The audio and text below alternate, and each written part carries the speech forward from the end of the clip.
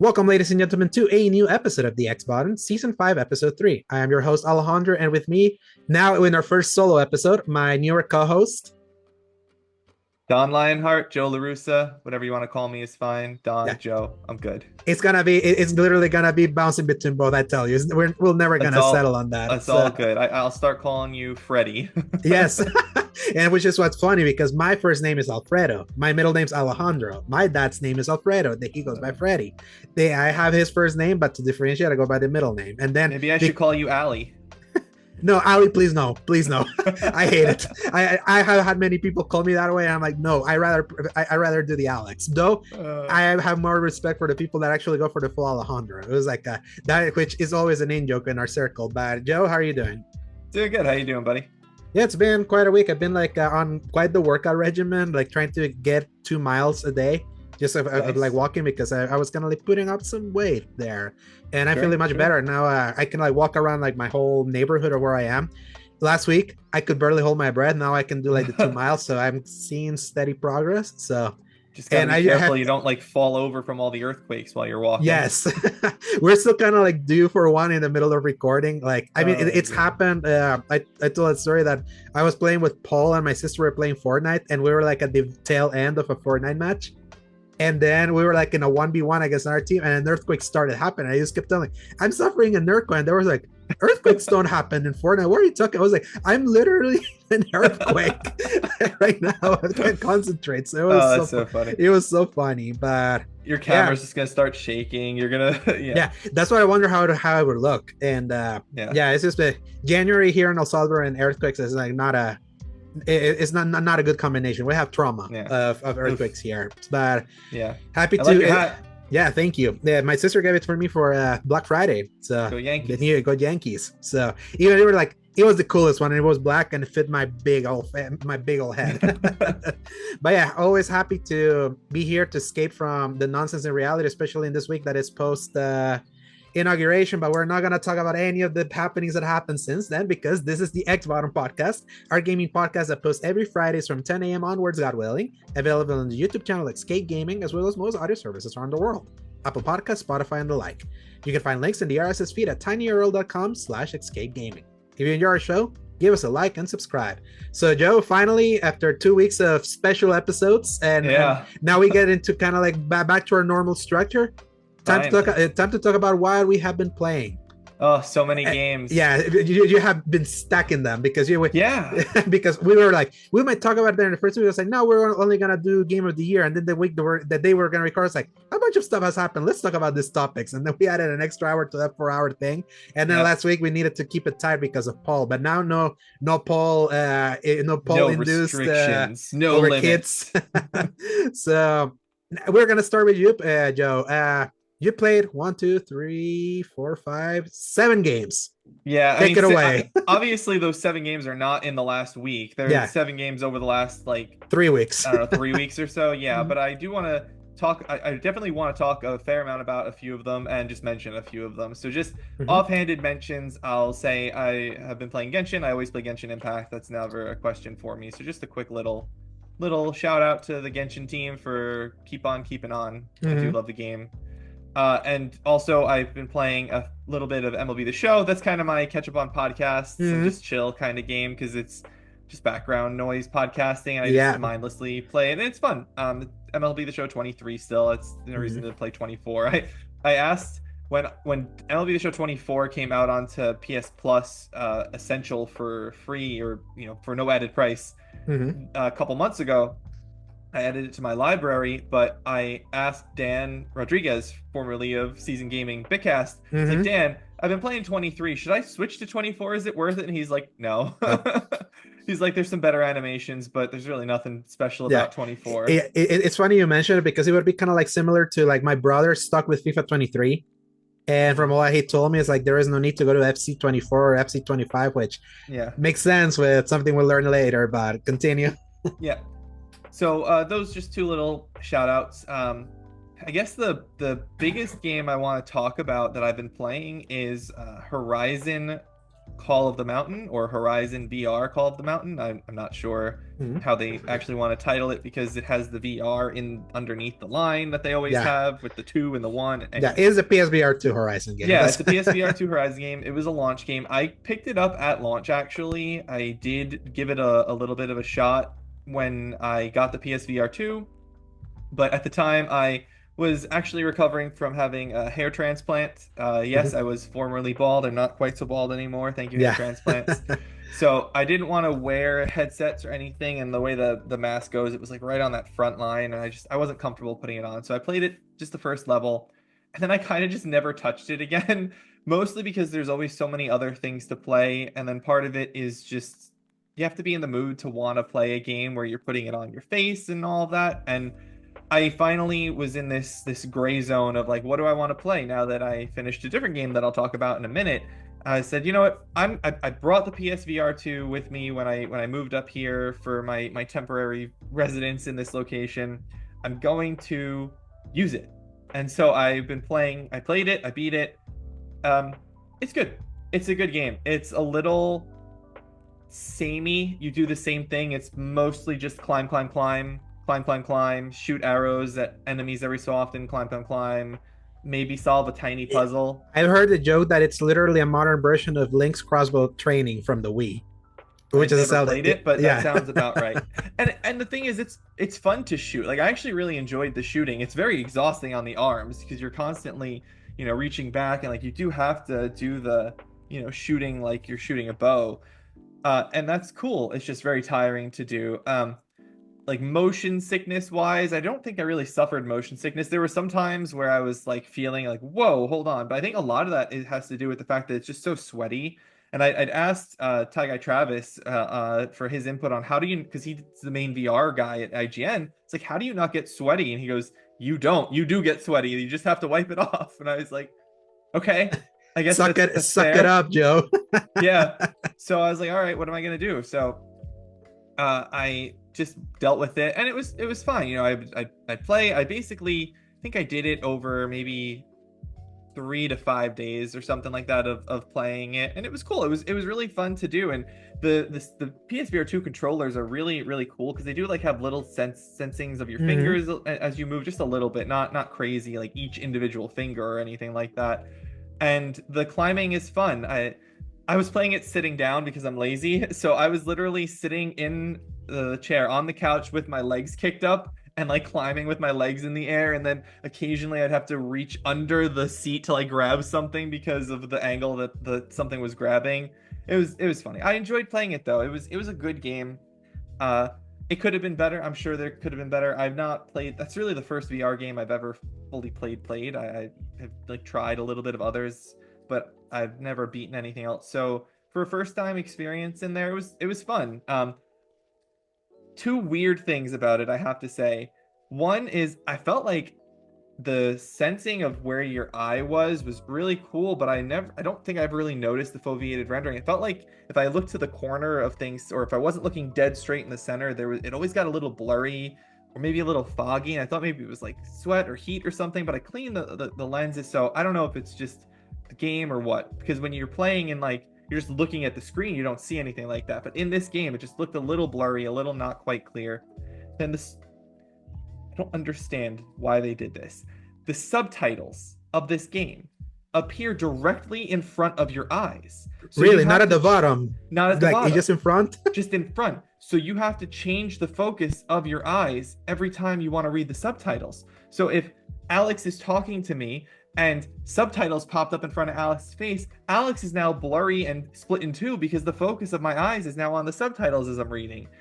Stupidest thing I've ever like. Again, maybe it's just a VR thing. I don't know. It's my first game, but they were directly in front of my face, and I hated it. I hated it. Hated it. Yikes. Hated it. It's so dumb. If they didn't have to do that, then it was a dumb decision. If they had to do it, I guess they had to do it. But yeah, so that's the big one. That's what I really put the most time into since we last recorded. I just played pretty much all of it throughout this last week since Mhm. we did our most anticipated episode. What about you, Alex? What's next? I'll pass it Yes, to you before I yeah. move Before on. I throw it back to you, I bought, played, and finished Donkey Kong Country Returns HD in literally 2 days. I was like, I tend to get really antsy at the beginning of the year, and though I have a backlog, I was like, I feeling like this desire to buy something new, and I don't know what I want to play right now. And then since I'm a mod in Bradley Ellis's Twitch stream, whenever he streams, I was watching him play it, and I was like, you know what? I'm kind of like in the mood for Donkey Kong, because I love me the old Donkey Kong games from the SNES, and I really like, even though I haven't finished, Donkey Kong Tropical Freeze that came out on Wii U, and they remastered it also for the Switch. So I was like, yeah, I played this one on Wii. I kind of want to see it. It looks like it's pretty good. And then literally 2 days later, I beat it. I'm really like, I tend to devour 2D platformers. Like I even did the same with Astrobot. Literally, I went from the platinum of Rebirth, and then in 2 days later, I beat and platinum Astrobot.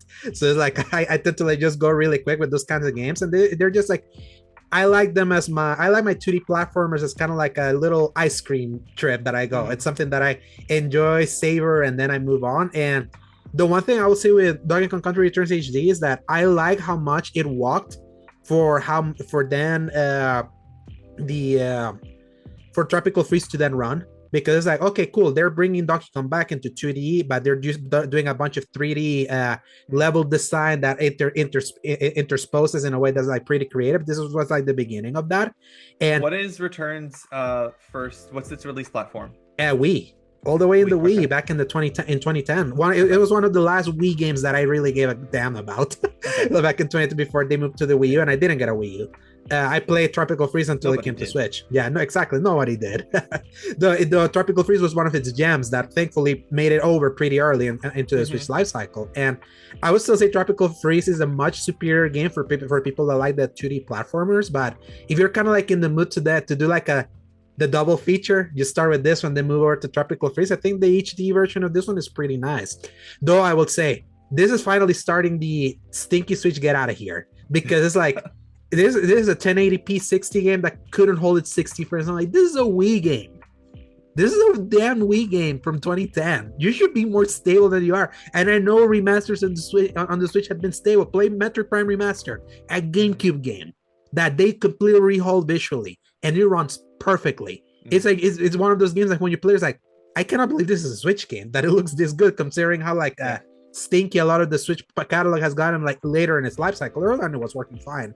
But yeah, I recommend Donkey Kong Country Returns HD if you're feeling like playing something in your Switch as you wait for Switch 2. Was it worth the full price? I don't think so. But so I recommend it, but not right now. Yeah, not right now. If it gets into the why I kind of took the bullet is that Xenoblade Chronicles X is coming soon and Nintendo Switch does a thing that if you're paying for Nintendo Switch Online, you can do the voucher that for $100 and you get 2 games, full price games. So I was like, I have no idea, but yeah, okay. No, so that's the thing about it, kind of like a buy one get the other one for half off. It's kind of like that. And this was the first time that I really attempted it, because with Paul, we tend to like, with Paul, we got that system where we split games often. And I know he had told me that he was interested in Xenoblade Chronicles X because of the, it's a big JRPG, and him with his parenthood, having something in handheld works for him better when he's kind of like taking care of his kid. And he wanted that one. I was like, I'm interested in that Xenoblade. And then I saw that ticket. I was like, why did we like pre-order it now? And we did it through this voucher thing. And he sent me the money, and we paid and we paid half for the tickets. I was like, and then I'm gonna buy Donkey Kong through there. So I technically bought it through a discount. If you want to be technical about it, through that way, I would recommend it. Buy it if you're interested in another Switch game where you can use that system, and then buy this one for half price. Then at that you'll feel way less. You're gonna feel the pain way less than paying $60. So, fair enough. Yeah, and you know how it is with Nintendo. Nintendo stuff forever remains its value. Like it takes forever for them to like keep their like price value. So yeah, I think that's a better way to phrase it, because honestly, like I have Odyssey and Zelda Breath of the Wild, and I got both of those for $30 at a Target one time. So like yes. I got them for half off. They were only worth $30 anyway to me, so you know. Yeah, especially for the kind of games that you kind of want. And I would say like Breath of the Wild, especially for $30, that's a meaty ass game. That's a steal. Getting it for 30. I don't know. I belied the main story in that game. I didn't, my Exactly. No, thoughts on if Breath you, of the Wild if, and Zelda in general are contrary to the general popular yeah, opinion. I But it think it's was more. Yeah, I think it's more like you're not a Nintendo guy, so I'll keep the no, I'm Nintendo not. opinions for my side. That I Yeah, tend to like dabble in everything. you know how So, QVC has that like $20 off or $40 off thing that they uh-huh. do sometimes for new accounts. I used that the one time I did that and I used it to buy Tears of the Kingdom because my Uh-huh. girlfriend wanted to play it so much, and I was like, And it well, was 70. yeah, and I was like, I don't want it, so here I'll do it this way, and let you have it that way. So that's what we did for her. Hey, with economy how it is and things like this, you gotta like play it. You gotta play the consumer angle as good as you Oh yeah, can. for sure. So yeah, that's Donkey Kong Country Returns HD. I good 7.5 to 8, depending on how I'm feeling about it. Nice. And then another game that I played briefly because it was funny. The day I got this game, I got a code for a review that I'm gonna talk about for a game next week because I was like, man, I'm still feeling like I need something new, and I wanted to play something on PS5, and I was like, I need something new. I kind of feeling the itch of I just want to mash buttons. I want combat that is button mashy. I'm tired of R1, R2, Souls like attacks, especially because I was playing the demo for the first Berserker Kazan, and I initially played. I was like, I'm not in the mood for this. Then I saw a lot of raving happening in our chat over at Season Gaming about it. I was like, Yeah. I'll give it another shot. And I was like, yeah, it's like I see some of it's more actiony than a usual Souls like, but it's still a Souls like. I need something that I'm hacking and slashing. I'm tired of deliberate combat in action games because we've been so subsumed by these Souls likes. Yeah. And I like those games, but you eventually reach a point where it's like enough is enough. That's why Phantom Blade Zero I'm so hyped for. They're literally promoting we're not a Souls like. They're like literally saying it Yeah. all the time that there's a preview If because you a lot of go if you go onto the wiki for Phantom Blade Zero though, that's the really funny thing. The Phantom Blade Zero wiki says, and I will pull it up here to read it exactly to you. yes. It says uh, the combat under gameplay, it says the combat utilizes a 2-button combo system that lets the player unleash stylish attacks and a block that drains stamina. The game's combat has been compared to Dark Souls and other Souls-like games. And then it has citations 4, 6, 7, 8, 9, 10, 11, 12, and 13 all saying that. Even though they're like, we're not, go away. Yeah, because I feel like there's definitely like everyone see because it has a stamina is like a Souls game, and Yeah. even our own In that case, Zelda's a Souls game. exactly because it also uses the stamina meter, but just for movement. You don't like lose stamina for fighting. Yeah. But it's more like we have lost the one of the reasons why I enjoyed Final Fantasy 16 so much. It was a character action based game in the vein of Devil May Cry. Those kinds of games are not as common. It was that combat director. Exactly. And you rarely get that kind of combat nowadays because the Souls formula has kind of like subsumed action games in recent times. So I'm always gonna like lean into something that's not that. And that's kind of why I was like, yeah, I'll do Dynasty Warriors because at least I know that I'll just shut my brain off and just gonna be chaining combo after combo after the game combo he was talking about combo. was Dynasty Warriors, by the way, audience, because exactly. he just kind of casually said it without actually revealing it. Yeah, Dynasty Warriors Origins. No, I kind of did say Dynasty Warriors Origins. So I just wanted something to be like, I need sometimes you need just to shut your brain off, and I love just the dopamine hit of just chaining and chaining and chaining combos. Yeah. And that's like the MLB game for me, that brain off thing. Yeah, exactly. And I would say like this is a way more involved Dynasty Warriors game than I was expecting. It has like an overworld map, which is so funny when we're really? gonna talk. Yeah, it has an overworld map similar to what we'll talk about later from the Xbox Developer Direct. They added to that. There's kind of like a more story than I would expect this kind of game to have. Not the kind of like the most obvious story, but it's like, it's more involved. It's like because usually people when they think of a Musou, it's like a game where it's just the repetitiveness of going through the arenas and fighting and fighting and fighting and fighting and fighting and fighting. And I was like, okay, there's a little bit more involved. I feel like, they definitely took this one a little bit more seriously. And I saw that it was reviewing way better than most. So I was like, okay, this is apparently a really, really good one. So yeah, down I went. And I would have played more of that if I wasn't playing a game that I'm doing for review that I'll be able to talk about literally next week. Yeah, and, so I wanted to ask you about Dynasty Warriors Origins because I heard mixed things about having its own protagonist in it. Like I've seen some people say the whole game is refreshing and it's really cool. I've the biggest criticism I've seen has been the protagonist. All the people I've seen talk about have said the game is really cool. The game is really cool, but some people say the protagonist is bad, and other people say, oh no, the protagonist is really good. And so I want to ask about the protagonist there because I'm curious about your thoughts. And and it seems like you're enjoying the game overall because I remember when the demo came out, another podcast that I listened to, Game Face from Sifted.net, hosted by Shane Satterfield from Game Trailers days. He was not big on it. No, he did. He liked it. He really liked it. He and the co-host Matt Kyle, they both really were like, "This is the best Dynasty Warriors in forever." I can't believe, and that was just the demo. So they were. I was very surprised to hear them say that, and now seeing the reviews, I'm really curious now. Yeah, it's like I think it's the highest rated one in quite a while. This is usually and how often these games used to come out. It made the series swim in sevens. The good old AC Allies kind of. Michael Huber kind of like trademark, but I would say that my experience with the Dynasty Warriors games was more kind of like in the offshoots. Think Persona 5 Strikers, the two Hyrule Warriors games, even briefly the Dragon Quest Heroes, because I love this Fire Emblem one. Did you do the Fire Emblem 3? I considered it because I once saw it like on sale, but I picked Hyrule Warriors instead because I was like, this story are like the same price right now. I'm more of a Zelda guy. I'm gonna do this one first. Fire Emblem 3 Hopes is the only Musou game I've ever purchased, and I got it for like $15, and it's still sitting over there sealed. I have not played it yet, but that's just because I don't want to play on the stinky Switch. Yeah, it's like maybe if you eventually get the Switch too, and since it's already backwards compatible, maybe you can insert it there. Yeah, and hopefully, tell me about the protagonist. How is this create your own protagonist thing? Blank slate-ish, I would say. Like it didn't voice acted? No, he's not. Yeah, it's like so it's like because you get to choose like some dialogue options, fun.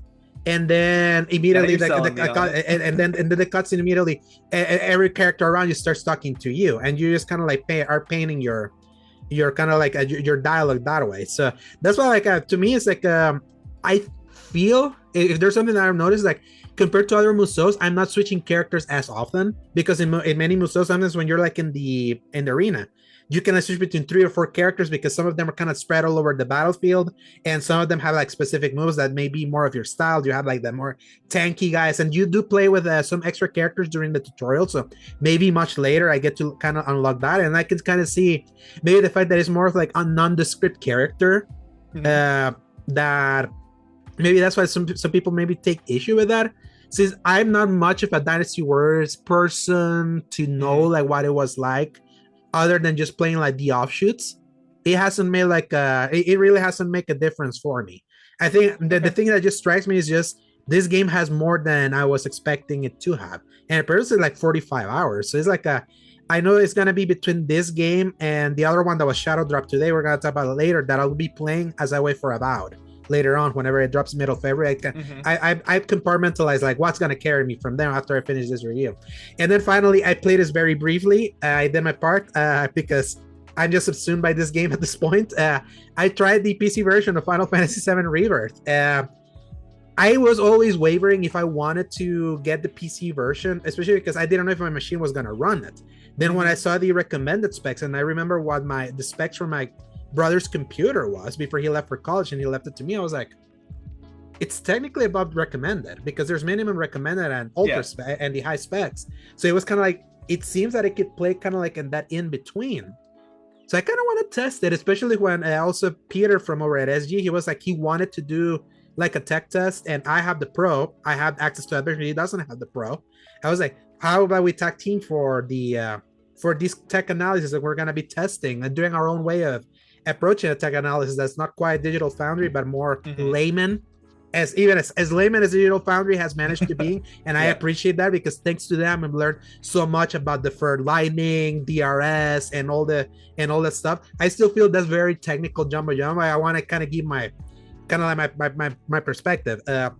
I know one of the big fears that people had with the Rebirth PC port is the fact that the remake PC port was Startergate nightmare, because it was like an emblematic of the problems that Unreal games have on PC. So everyone was like, will this be another starter mess? In my specs, I would say the only time that I found stutters was when I went higher than the recommended specs, because I was just curious. I was like, could I run this higher? Like, at first I could. And then because I was like, I played the beginning area, like the beginning tutorial, the big sack part, then the Nibelheim flashback, up Yeah. until you're like going out into when the credits popped. At that point was when, oh, there it is. Here's the starters, and then that's where Yep. that's kind of where I lowered it. And here's what's funny. I tested it both in my monitor and my TV. In my monitor, even though it's at 1080p, I like putting at some games at 1440 to do the downscale because that tends to clean the image, especially downsampling can be really cool, especially Yeah. if you're able to do it. So I was doing it that way, and then I settled with 1080p DLSS. When I put it on my TV, I actually put it in window mode because you can do windowed or full screen, and I put it in window mode that allowed me to bump it all the way to 4K, and I put it on medium. Works perfectly fine. It actually does. I was like, this is kind of nuts. It's actually working. It's a 3060 and I'm having it at and I'm having and I'm running it at like 4K resolution and using DLSS, and I'm like pretty comparable, if slightly better than on PS5 Pro, specifically Poppin. If you play Rebirth on Pro, beautiful game now that it doesn't look like Vaseline in the performance mode, but this extra sharpness exposed the fact that it has really poor LOD loading, that you literally see popping right in front of your face, like if it's a freaking Dreamcast game, and when you're like out in the open world. In the linear parts, beautiful game, and the thing is that this game was always beautiful even in the linear parts in the performance mode. It's just that it buckled when like the big maps started. It's like because they lowered the resolution too much for their thing. So if I wasn't reviewing the thing that I'm reviewing, I was like, gosh, I got the bug. I started seeing the Steam achievements pop there. I was like, I'm feeling pretty psychotic. But I need to kind of restrain because we're about to have newer stuff. But that's all I've been playing. Joe, tell us the rest of what you've been playing before we go to topics. Yeah, so the next one I'll talk about is a little older, is Like a Dragon Gaiden, the man who erased his name. So everyone on this podcast audience will know I'm a big Yakuza fan. Any seasoned gaming listeners know I'm a big Yakuza fan. I had never played this one yet because I have been slowly working through the series. Basically, started doing it one game per year in 2017 when Zero came out, because Zero was such like a long and heavy experience, and it was just a lot. It's a lot to that game, especially when you compare it to what Kiwami is, or even Kiwami 2. Those are not quite as deep and lengthy games, and then as you start getting later, they get bigger again. But so I had been doing it one at a time, and then I started a couple of years ago doing two at a time, trying to catch up. And so I finally, after realizing that, not realizing, but after learning that the Judgment games were being made fully canonical in Like a Dragon Gaiden, the man who erased his name, I had to go and play the Judgment games before I played Like a Dragon Gaiden, the man who erased his name. So then this year, it was finally time to hit that game, to hit the man who erased his name. And it is so good. It is so good. It is amazing to be Kiryu again. I can't even imagine how people who have been following the series as they come out would have felt, because it would have been 7 years since the last Kiryu game. Not 7 years since his last appearance, but 7 years since the last game featuring him as a full character. Wasn't Yakuza 6 2018? No, it's 2016. It was, oh, okay. It came out in the Americas in 2018. In Japan, was 2016 then, because I remember it came out in the US like a few weeks before God of War 2018. So let's see. I'll pull it up and confirm. Japan 2016, worldwide 2018. Yes, yeah, that makes more sense. Yeah. Yeah. So that's right. I knew it was a 2016 game. I was like, what? Okay, yeah. So again, as someone who wasn't playing the games, it really didn't matter to me at that point in time when 6 came out, but I knew that it had come out in Japan. So yeah, so 6 comes out in 2016. So for the Japanese audience, it would have been 7 years. For the Western audience, I guess it would have been fewer than that. It would have been 5 years. But still, that's a long time to go without the main character of the series really having his own game, outside of like the spin-off of Ishin and everything, where it's still, Takuya Kuroda as the voice actor. But yeah, so that is really, really exciting for me, was to get into this game. And finally, so this year when we get to June, I'll hit Infinite Wealth, and then I'll be able to play the pirate game that comes out this year in December, January of next year if I keep my schedule. And then I'm sure by then they'll have announced the next one that comes out. So we'll see. Yeah, because they're just gonna keep releasing these games forever and ever, and especially we had that. What was the Project game that they announced also? That Project Sentry. So that may probably also be like a Yakuza, like kind of like a Yakuza adjacent series, because they're just the masters of reusing assets, and that's why they are feeding their audiences. Like, you're so well fed. So I actually compare in my head the Yakuza franchise, the Like a Dragon franchise, to the original Assassin's Creed franchise, because Assassin's Creed didn't reuse assets except for their animations, really. Those and their sound effects, those were always the same. They made new areas, but they were churning them out one after another for years and years, and for the most part, they were always either improving on or just as good as the year before, with a few notable downsides. Yeah, I feel the downside started in the PS4 and Xbox One generation, because it was much easier to make a game in the PS3 360 era. I would say the first downslide would have been Assassin's Creed 3. I don't like 3 very much, and that's a PS3 game. And then 4, Black Flag is fantastic, and then Rogue is good as well, but Rogue had weird things about it. It had some bugs. It broke. Anyway, so Rogue was good too, and then but not Unity. From those two, Unity was the busted one. I actually like a lot of parts of Unity, but I do think that their map was too messy. There was just too much to do in such a small area. It made the map unreadable. I don't mind having icons. I love icons on maps, but it needs to be well designed. It was a very poorly designed UI. So anyway, I don't want to get sidetracked from Yakuza too much, just to say that the consistency with which the RGG, Ryuga Gotoku releases their games is... It reminds you of that, of that era. It reminds me of Assassin's Creed's early era, yeah. And they do a really good job. And so seeing Kiryu and being Kiryu and just everything about Kiryu is so cool, and he's like such a big tough guy, but he's also this like big softy, and I just, by the end of the game, I was bawling tears. Like I can't remember the last piece of media that made me cry like that. Like maybe Endgame, Avengers Endgame would be the last media that made me just cry like a baby. And it was like 5 minutes straight. It's like 1:30 in the morning, girlfriend's asleep, I got work the next day, and I'm just like sitting on the couch crying my eyes out, and couldn't I loved it. To me it was the ending of Final Fantasy 16. I was not expecting to be affected as much as I ended up being for that one. I like 16's ending. 16's ending is really good. Yeah, I agree. I didn't have that same effect, but it is a very strong ending. I think that the brother relationship affected me way more than I was expecting. Only child. Yeah, so it's different. I have siblings, so I think that hit different. But so it's funny enough. Like a Dragon Guide in the Man Who Raised His Name was just added to PS Extra if you're kind of like in that PS Plus tier. And I did download it and played the entirety of the tutorial. It's funny, they had when they released Gaiden, they said this is a good jumping on point for a Yakuza series, and so many fans were like, "No, it's not." No. And I'm like, you know what, RDG, I'm gonna test your marketing. I am going to play this one. I heard it's just 8 to 12 hours. It's just kind of like Beeline. I know you platinum there. Right. It was one of the quicker platinums at 30 hours compared to like how. No, it was like 50 hours. It was still like 45 or 50 hours to platinum. It was for Gaiden? Well, I should say, I didn't just I 100%ed it. So the platinum probably would have been much faster, but I did everything. But yeah. So it's not, so the 100% completion is not tied to platinums. You could platinum before getting 100%?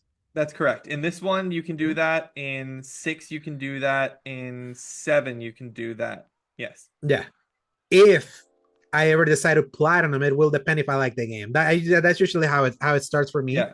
And I kind of want to get into it, especially because I am considering playing the pirate game because of its spin-off nature, and the fact that I feel the world owes me a good pirate game after I had to suffer through Skull and Bones last year, and it's releasing around the time of Skull and Bones from last year. You call it a spin-off, but that is a direct continuation of Infinite Wealth from everything I understand about it. So we'll see. I want to see if I can play it just as a pirate game that you play as Majima. That's kind of like how I want to see it. That's kind of what I see and how I react to that. Because here's the thing: like we talk about Hoglaw a lot. He played Infinite Wealth without finishing 7. So it's like, and then you know how he feels about that game. So it's like, I feel some people can find the love for these games without having to play the entire homework of playing all of that, even though like I was Yeah. talking with Gene Park about it, then to him, because he's played all of Yakuza forever, around the time of Infinite Fall, I was like, could this be like a jumping on point? He was like, I'm the wrong person for you to ask because I'm deep into this one. So Yep.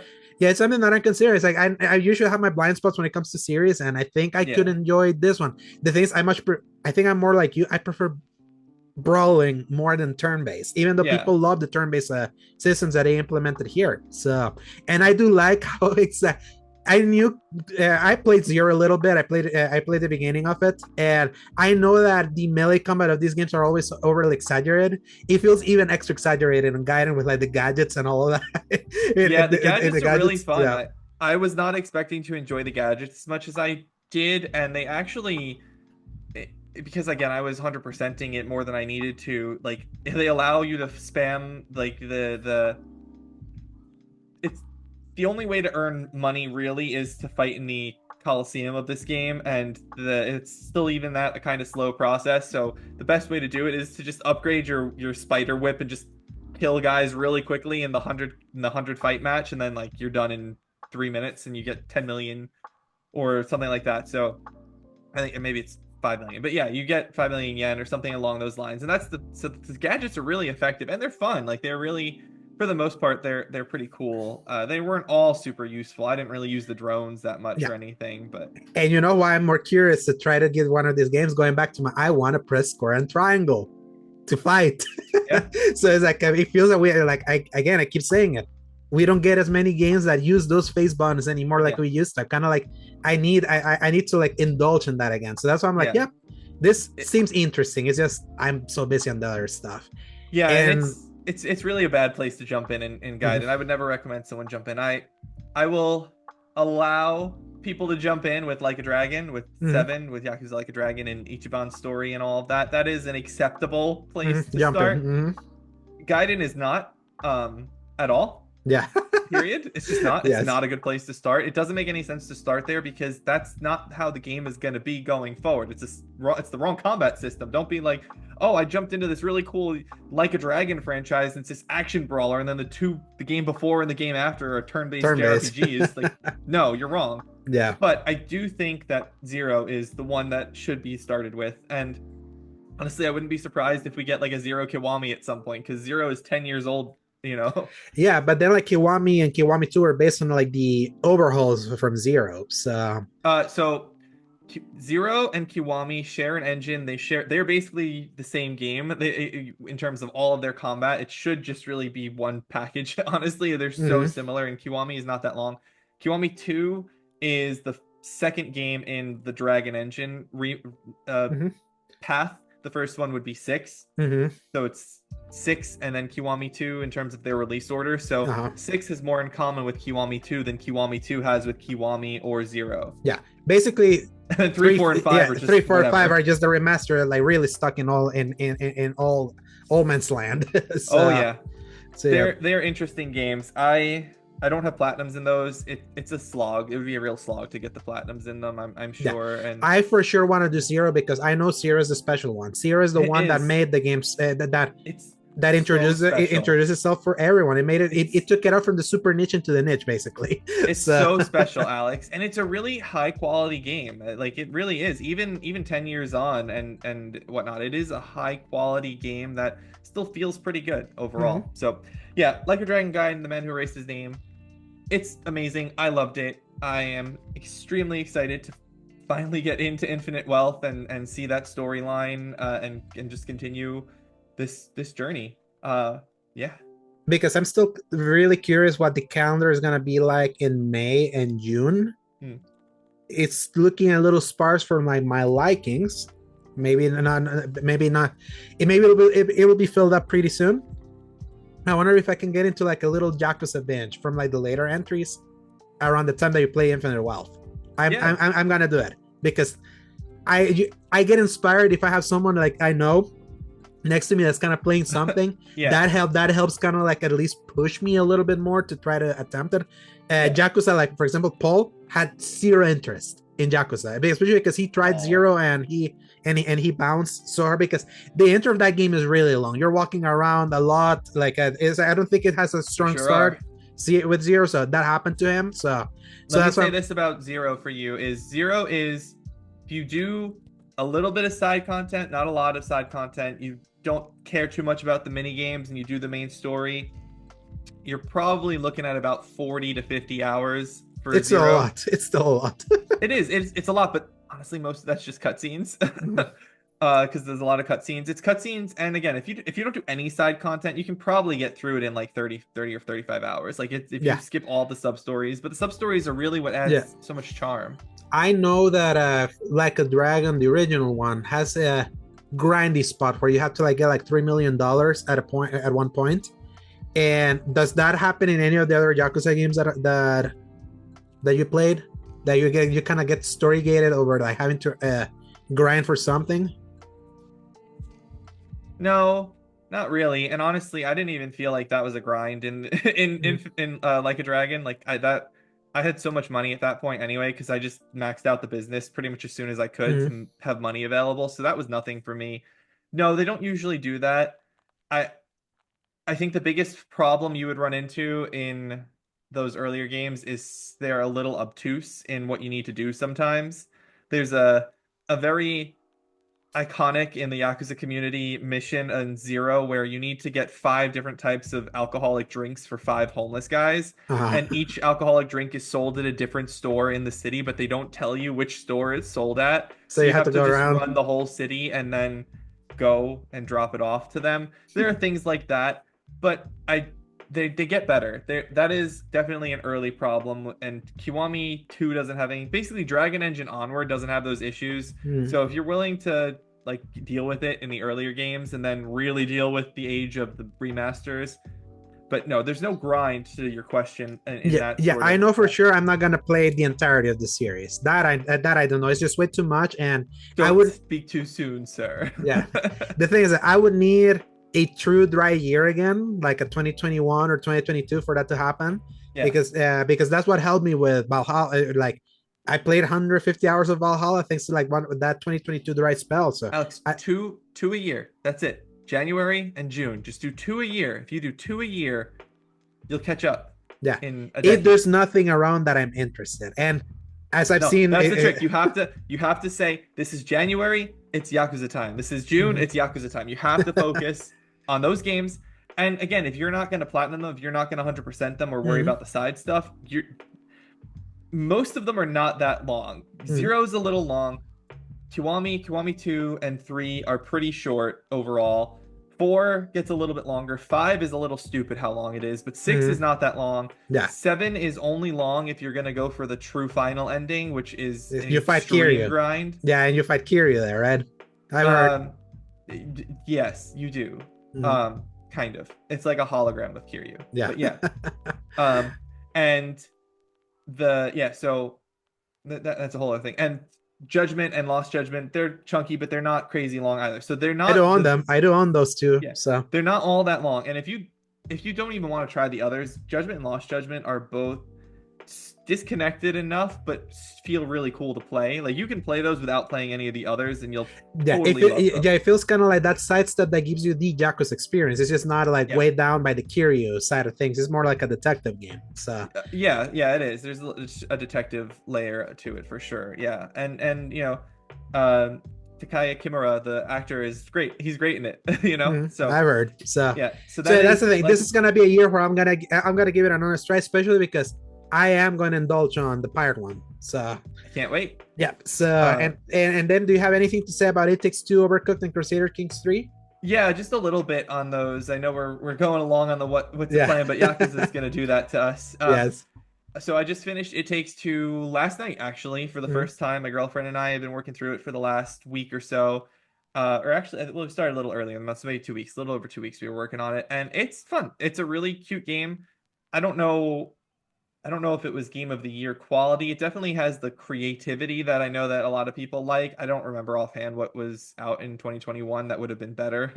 So it was Resident Evil Village, Ratchet and Clank Rift Apart, Psychonauts 2, Deathloop, and this one I forget if there was Metroid Dread. So that was the competition. So Okay, I mean if those are the games, this is definitely better than any of that garbage.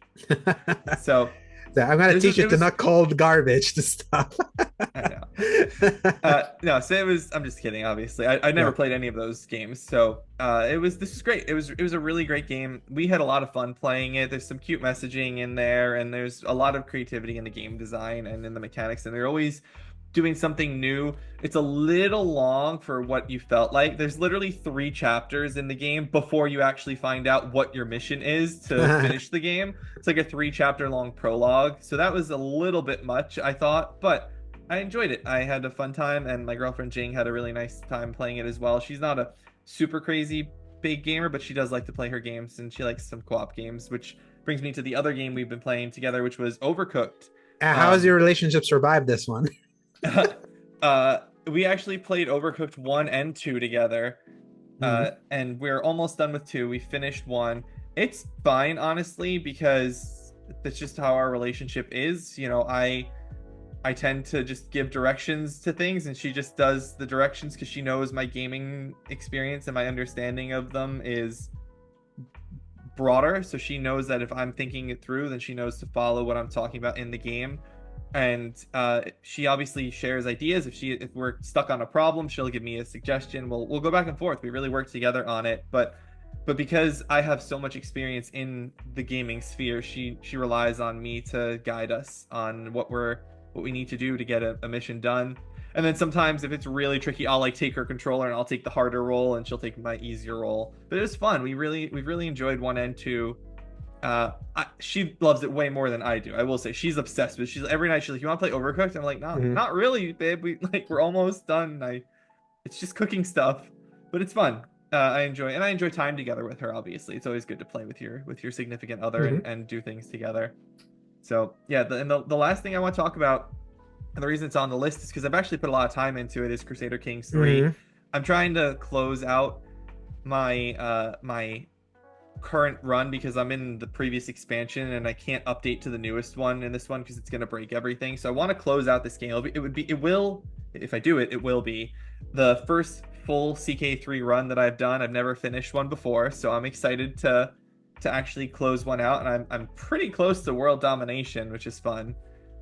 It's just great. I really love Crusader Kings. That is my girlfriend's current favorite game. She's obsessed with it. She's got like Mhm. 100 hours in it over just a few months of playing it. She really Yeah. enjoys it. But it's so much fun to just like have those stories and have like make your own story. Like this is what happened in my world, and this person did that, and just I'm off in Africa managing a war, and then while I was not looking in Africa, some of my vassals conquered all of like the Horn of Africa. I'm over Mhm. in West Africa, and my vassals conquering the Horn of Africa. I'm like, what? Where did this what happened here? How did I get the kingdom of Nubia? Like I was not the king of Nubia a few minutes ago. And it's fun, and I'm like overpowered at this point. Like I've got all the power. No one can stop me in anything I want to do.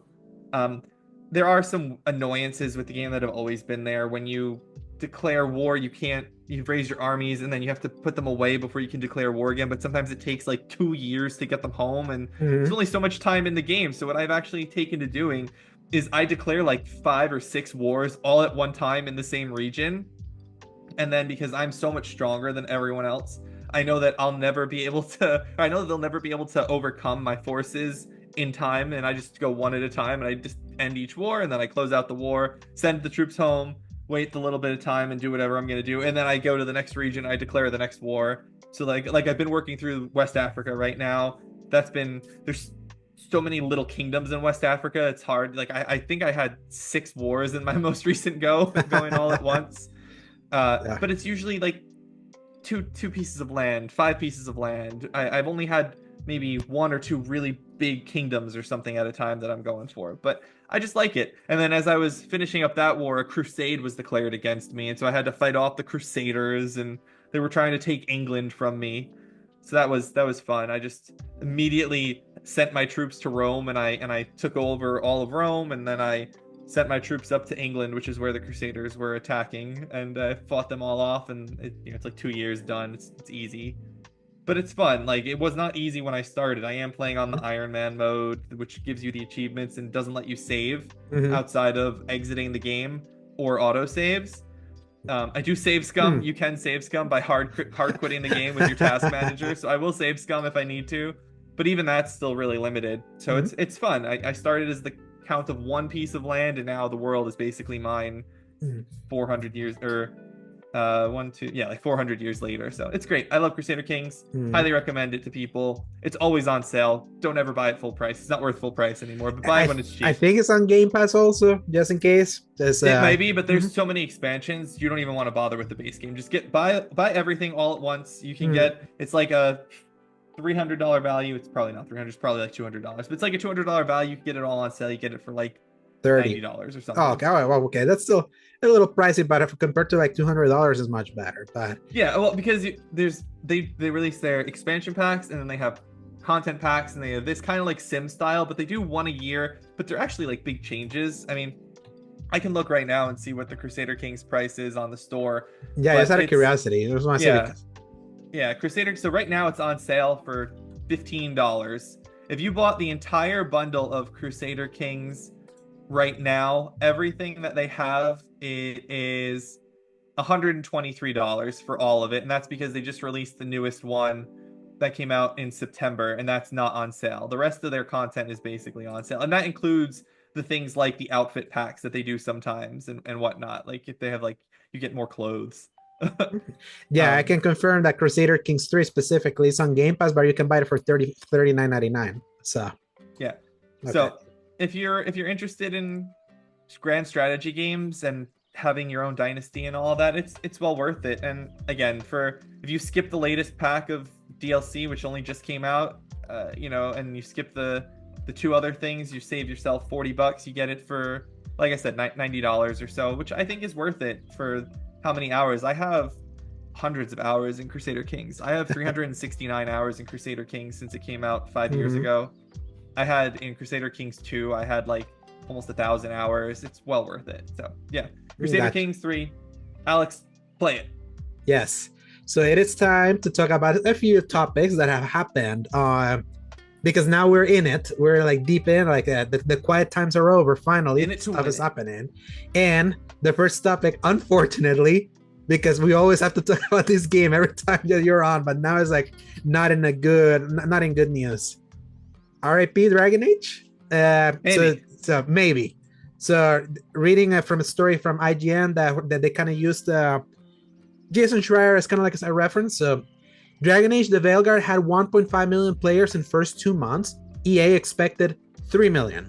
So the story by Rebecca Ballantyne says, EA has announced today that it is revising its outlook for the fiscal year after a slowdown in global football net bookings growth, and Dragon Age: The Veilguard missed the company's internal targets by nearly 50%.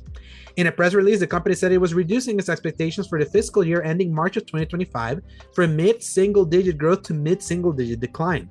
The largest culprit, EA says, was global football, aka EA Sports FC, which it says experienced a slowdown last year in Q3 after 2 consecutive fiscal years of double-digit net bookings growth. In the press release, EA CEO Andrew Wilson specifically pointed to EA Sports FC 25 as underperforming.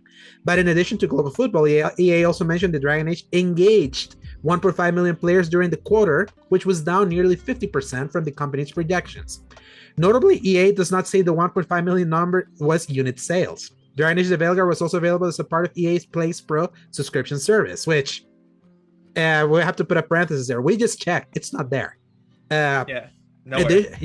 Additionally, it's not clear whether EA is counting a free trial of the game that was available through the cheaper EA Play subscription in the 1.5 million number either. Man, if they were including the trial, that would be even more dire. So whenever they spoke to Matt Piscatella about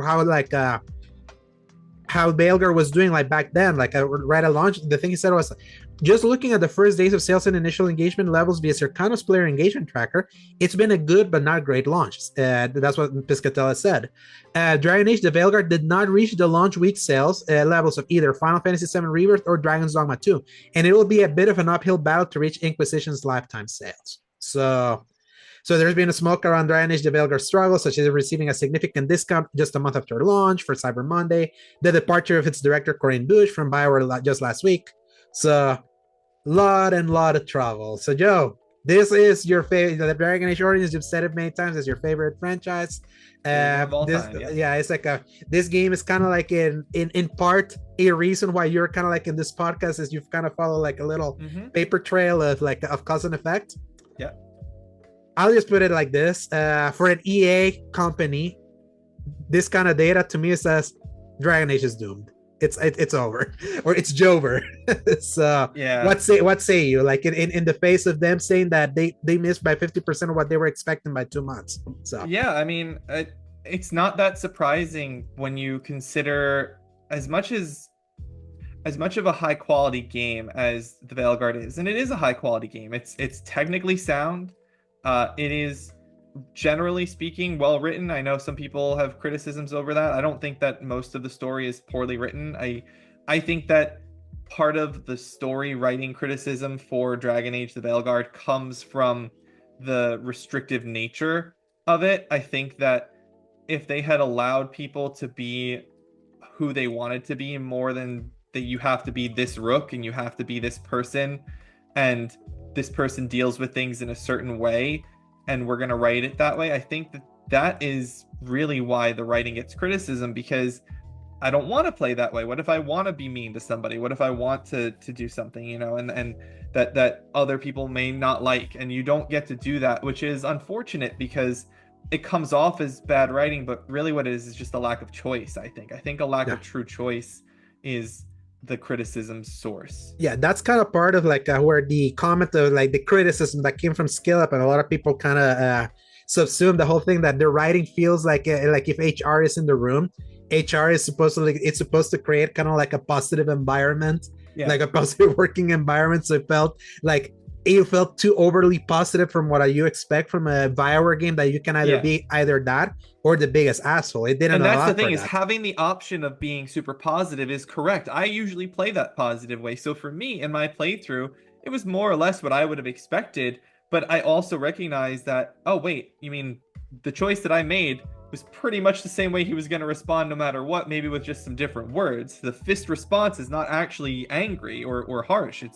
It's not what it's supposed to indicate. It is not what it, and that I think that is part of what the writing criticism is. And so I think that a Dragon Age game that was originally made, this particular version of the game started off in that live service mold. It started off and they had to go through the reclamation project and tried to save it and bring it back into the single player realm. I think they did a pretty good job of cutting out the live service stuff and making it a single player game. It's a pretty good single player game. It's a great single player game. I think so. I gave it a very high score. I gave it an 8.5 on my review. But I think that Hogue Law, who we've mentioned before, Rick Hogue, has said it the best. And I think I said this many times before he said it on the Bitcast and has tweeted it, but it's a good game. He says goodish. I think it's a pretty good game. I think it's a great game in a lot of respects, but it is a bad RPG. We had a whole discussion in Discord with people about me saying this is not an RPG. I don't even call it a bad. It's just not an RPG. I'm not role playing anything. I am Rook, and he is who he is. I don't feel like I'm role playing. I don't feel like I have that. So it's a bad RPG, and it's a terrible Dragon Age game. And I do think that when you are not in the story, which there's a fair amount of story, so there is a lot of time where you feel kind of Dragon Age and it feels nice, but the big story moments don't happen often enough to overcome how often you're not in the story when it doesn't feel like Dragon Age. Because never in my exploration of the game do I feel like I'm playing a Dragon Age game. It just doesn't feel that way. It's beautiful. It's a gorgeous game. I do think the art style is great. I don't mind the character models that much. I would have preferred a little bit closer to Inquisition's style, but even Inquisition was stylized. So an art change, no big deal in that regard. But I think that they just deviated so far from what a Dragon Age game has normally been. And I need to call out people who say, well, a Dragon Age game always changes. And even Mark Dara, to some extent, the original executive producer and everything, and we'll talk about him in a moment as a part of this, has said that, well, Dragon Age is different every game. And it's like, yeah, Dragon Age is different every game, but Dragon Age always has a through line. And this is a through line that's been snipped. There is no through line anymore except for the lore. Even even the huge difference between Origins as a tactical CRPG and Inquisition as mostly an action game with tactical elements, and that weird little thread of Dragon Age 2 without the tactical elements, all of that still feels connected. They still feel as though the same people who were making the game said, let's just try to make it a little different. We're going to leave the same spell names, and we're going to leave the skill trees, and we're going to have our companions, and we're going to be mean, and we're going to be nice, and have all these options. And none of that follows through into Veilguard, because Veilguard, you have totally different skill names, you have totally different spells. The only thing that's the same are the actual overall classes of Mage, Rogue, and Warrior, not any of the specialties. Your specializations, those are totally different. Why? You've had the same ones before. Why are we changing them so much? Why is there no common thread there?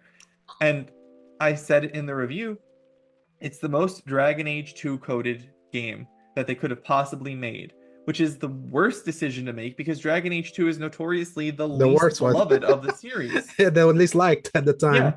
And I love Dragon Age 2. I still think Dragon Age 2 is a great game. And Veilguard is probably a higher quality game in terms of its actual production than 2, but it's not anywhere near as much of a Dragon Age game as 2 is, because Dragon Age 2 is all about the blood magic and the mages and the Templars and all these things that are happening. And Veilguard is not any of that, really. It's elves, which is cool, but it doesn't have that through line. And that's really why I think that if the people who bought Inquisition were looking for a sequel to Inquisition, they didn't get that. They got a sequel in the story, but if there are people who put gameplay first, which I know a lot of people do, they didn't get that. They got a mixed combination of God of War and like kind of Mass Effect. Mass Effect almost, 2. Well, yeah, but Mass Effect in general, because Rook is Shepard. Shepard can be nice or evil more so than Rook can, but Shepard is a defined character. Shepard exists as a person, and Shepard only has so much deviation as to how different Shepard is going to be in that entire series. And Rook is that without the deviation. So they took Shepard, cut half of him and cut him in half, threw it into God of War, and said, "Look at our RPG." And that's not how it works. It doesn't work that way.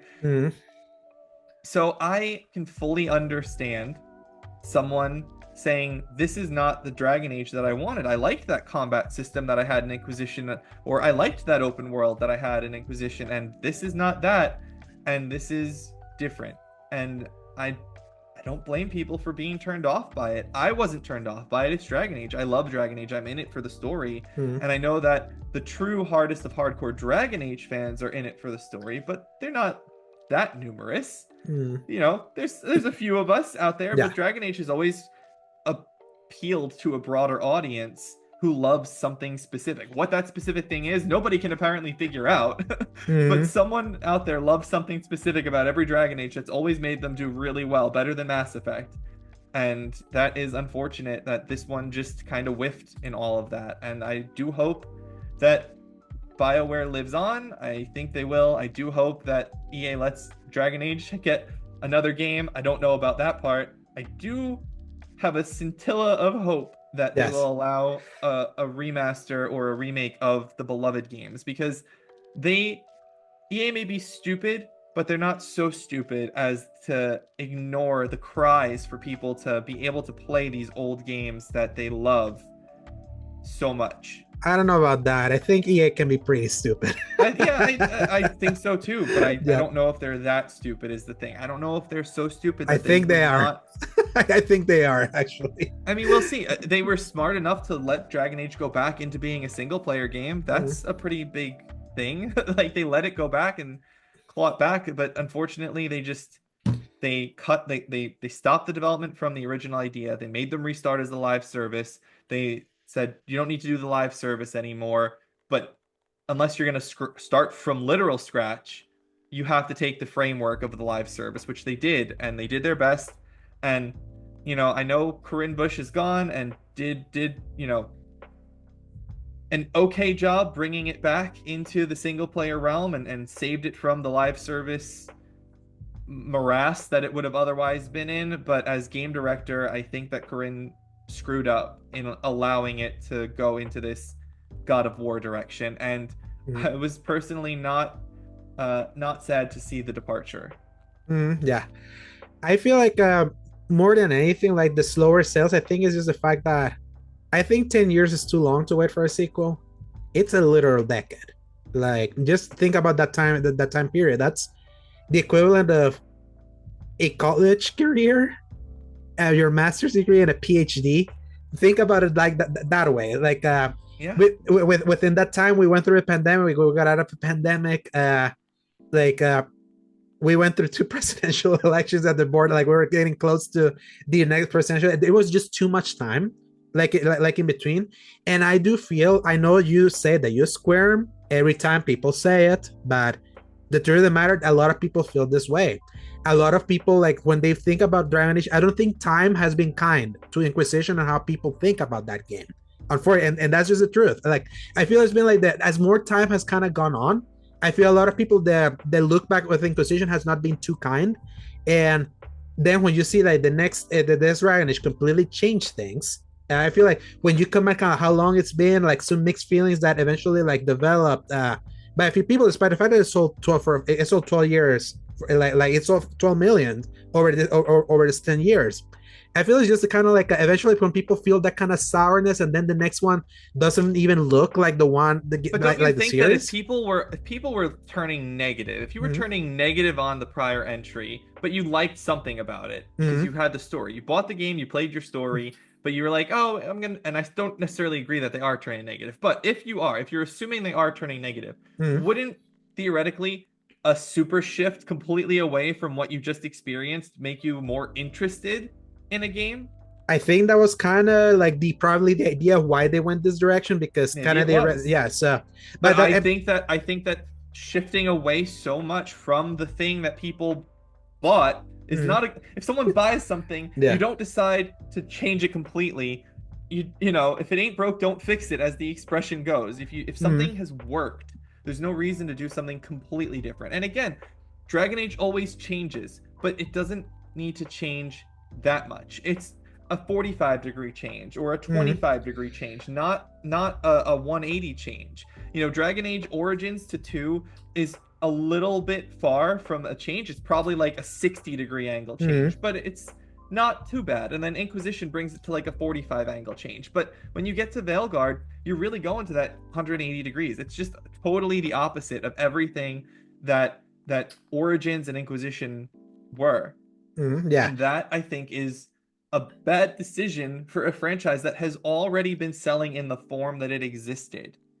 If it wasn't selling and you wanted to change things up for some reason, you're like, okay, we're going to reinvigorate this franchise. Let's do it again. Prince of Persia. If you want Prince of Persia: The Lost Crown, totally different from how other Prince of Persias had done. They're like, you know what? This game hasn't really sold much. We haven't made one in a long time. Let's totally change it up and do something new and see how it does. Yeah. I get that. I understand why you would want to try that. It didn't work for them. Okay, but they had to try. Dragon Age does not have that position because it had always sold so well already. So to completely throw the baby out with the bathwater and say we're going hardcore in a different direction, who needs that RPG nature? We're going to do action games. No one buys RPGs anymore, despite the fact that 10 years ago they bought 12 million copies of our game over the last decade. So to me, it was just an odd decision that I do think in some ways was a result of the fact that they had to reclaim the project from the live service mold. I don't put the blame entirely on the team for what ended up happening in that regard. I put the blame on the publisher for forcing the change and then saying, "Oh, wait, actually do something totally different now again."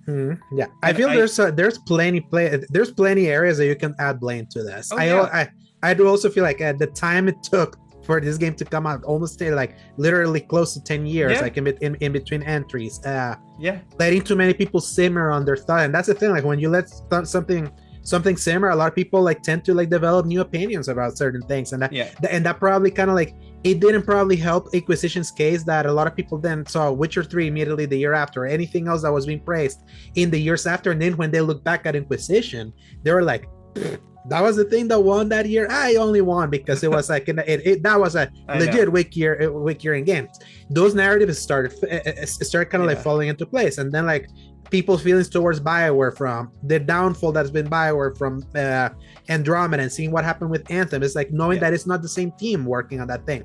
You have that kind of like that avalanche, and then but before the avalanche started getting bigger, then you see what Veilguard is. It's like this is not even the game it was. It was like it was a perfect storm. I really hope that they do get to continue in their Mass Effect build, because I think, everyone said that, Dragon Age can be a return to form because they get to focus on it and they're building the single player, but you can't discount the history. And so I do think that Mass Effect is an opportunity with that start from scratch. There's no live service history. There's no interference. It's just simply, we're making Mass Effect. Let's make Mass Effect from start to hopefully to finish. And there's no there's a big gap, but there was no start up and fail the way that Dragon Age had to start up and stop. And it was well documented.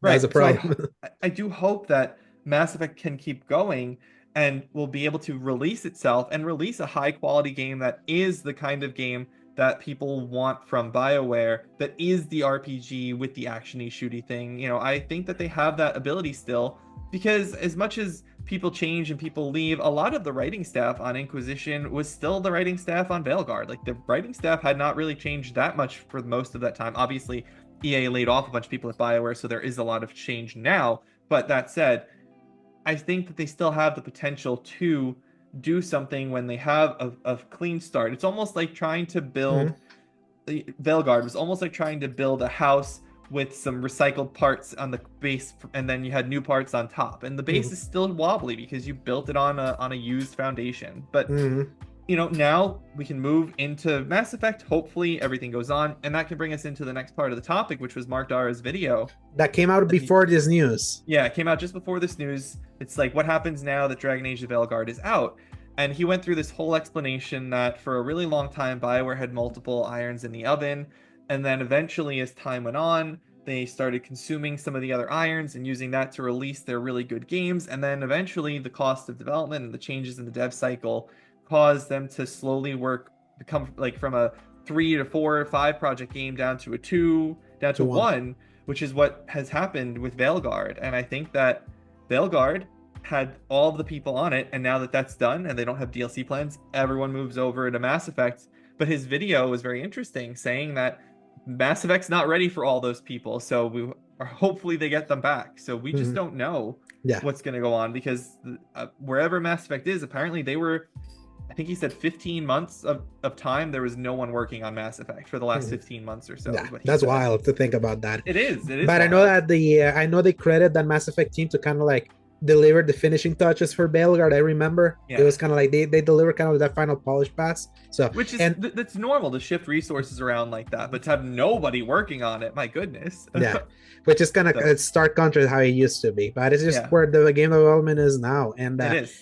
With Mass Effect, they have to right now they said that 2029 is probably kind of like where realistically that game can come out, which is wild to think. I think that might be pushing it. I wouldn't be surprised if it was a 27 or 8 game, depending on how much work was done in the year or two leading up to the time that the team shifted from Mass Effect into Veilguard. So it could be 29, but I think 28's not unlikely, not impossible. It's going to be a next gen game for sure. But But it might be cross-gen. Yeah, and my hope is that they better hope that Exodus doesn't give people like what people, because that's always that's always the problem, because yes, I know the record right now of like former staff from like that worked on previous franchises in their glory days, they go do like a spin-off that then is not as well received. We have more misses than hits in that case, but it's like a lot of the BioWare talent that worked on Mass Effect and even KOTOR is working on Exodus. They got Drew Karpyshyn there, like writing there. So it's like you say more misses than hits, but we almost don't even have any swings. Like most of these teams like strike out before they even get to swing, it seems like. I feel like the only one that kind of hit and the quote-unquote failure, it's more not the problem with the game but its publisher, was Titanfall. Because Titanfall was better than Call of Duty. I remained strong with that opinion, because it was like a proper evolution of its mechanics in a cooler setting beyond just military shooter BS. And then its 2 entries, one kneecapped by releasing exclusive permanently in the worst console at the time, and then the other one sandwiched in between the big shooters, thinking that it could make a dent when it had not made its pitch as like a real competitor, because it was still gaining steam versus like these two titans. Bad idea. And then now it exists as Apex in a genre that I'm so tired of, which is battle royale. And thankfully we don't get battle royale games anymore, but it's like that's like the only win, because then you have Callisto Protocol, miss, big miss, and then even a more painful miss when you see the Dead Space remake. That it was like, man, why did you guys like you got too cute for that with that one? I think even the guy that created Burnout did another game that was similar to Burnout that was also not as good. It's like it's like it's so forgotten. Just to kind of give an idea, is like that happens so often. I am hoping this new game from Mike Laidlaw that's coming out next week. Eternal Strands. I hope it hits. Not saying it for anything specifically. I'm just hoping. I just hoping that it hits. Yeah, because I like Mike Laidlaw. I like him a lot. I met him. I've interacted with him a few times online, but I actually met him in person once at the Dragon Age Inquisition Game of the Year launch party in New York City, because I was living in New York City at the time, and they were like hosting a party, and I got to meet some people in line who like knew him, and so they like brought me over, and I got to like hang out and chat with him for a little bit. So he's a super nice guy. I've always been a really big fan of his, and I really am hopeful that Eternal Strands. I've been following Yellow Brick Games basically since he announced that he was starting the studio, just waiting for something. So seeing the previews originally, and I haven't played the demo because I'm just gonna buy it anyway. It's coming out really soon. It's coming real soon. So I'm really excited and really hopeful for that game there. And it's on Game Pass, so they got the Game Pass bag, which is nice, I guess. I won't play it on Game Pass. I don't have Game Pass, but I'm excited. It's $40, so it's like it's gonna be. They're making it for cheap. Like they're exploring that scale. Like I'm loving seeing like a bunch of the games that were showed at the developer direct that we're gonna talk about in a little bit later. Like if you want to buy them, they're actually cheap.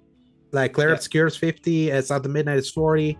So it's like I liked seeing that, especially for new IP. Like you might as well start there to kind of set at least a base. Don't ask for like the very premium price. So I'm really hoping for that. I'm always going to be rooting for newer IP and always rooting for basically what I consider our heroes. The guys that made series we loved like a few years ago that you just kind of want them to still have it in them. So hoping the best for him from Mike Laidlaw. But with Dragon, and then like just to close out with Dragon Age, like I don't think it has an immediate future at this point. And the only future that we'll have, it's if they do what they did with Mass Effect, where they put it on ice, and 4 to 5 years later when they put it on ice, they put the remaster of those old games, and well done remaster. People really should know we still like that, and that gave them like the green light of like, there's still interest here. So it's really curious because some people would argue that Dragon Age couldn't do a remaster, would have to be a remake. I don't know. I just need them ported.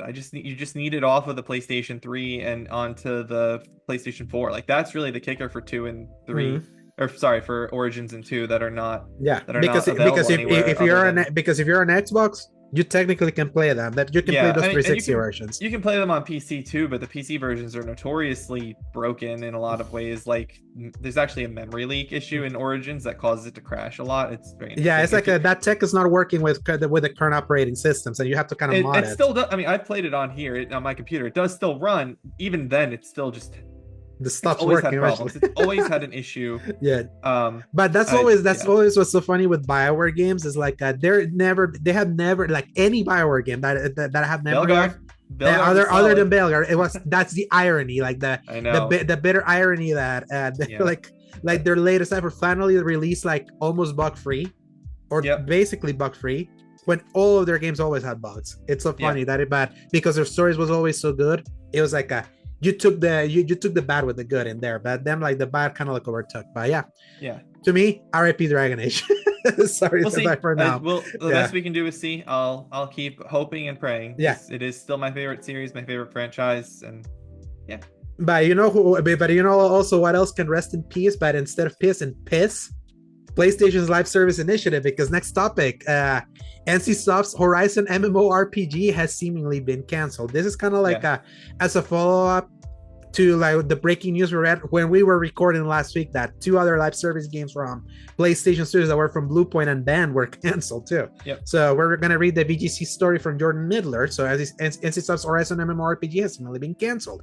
According to South Korean site MTN News, publisher NCSoft has canceled projects being worked on at 3 studios codenamed HJ and Pantera.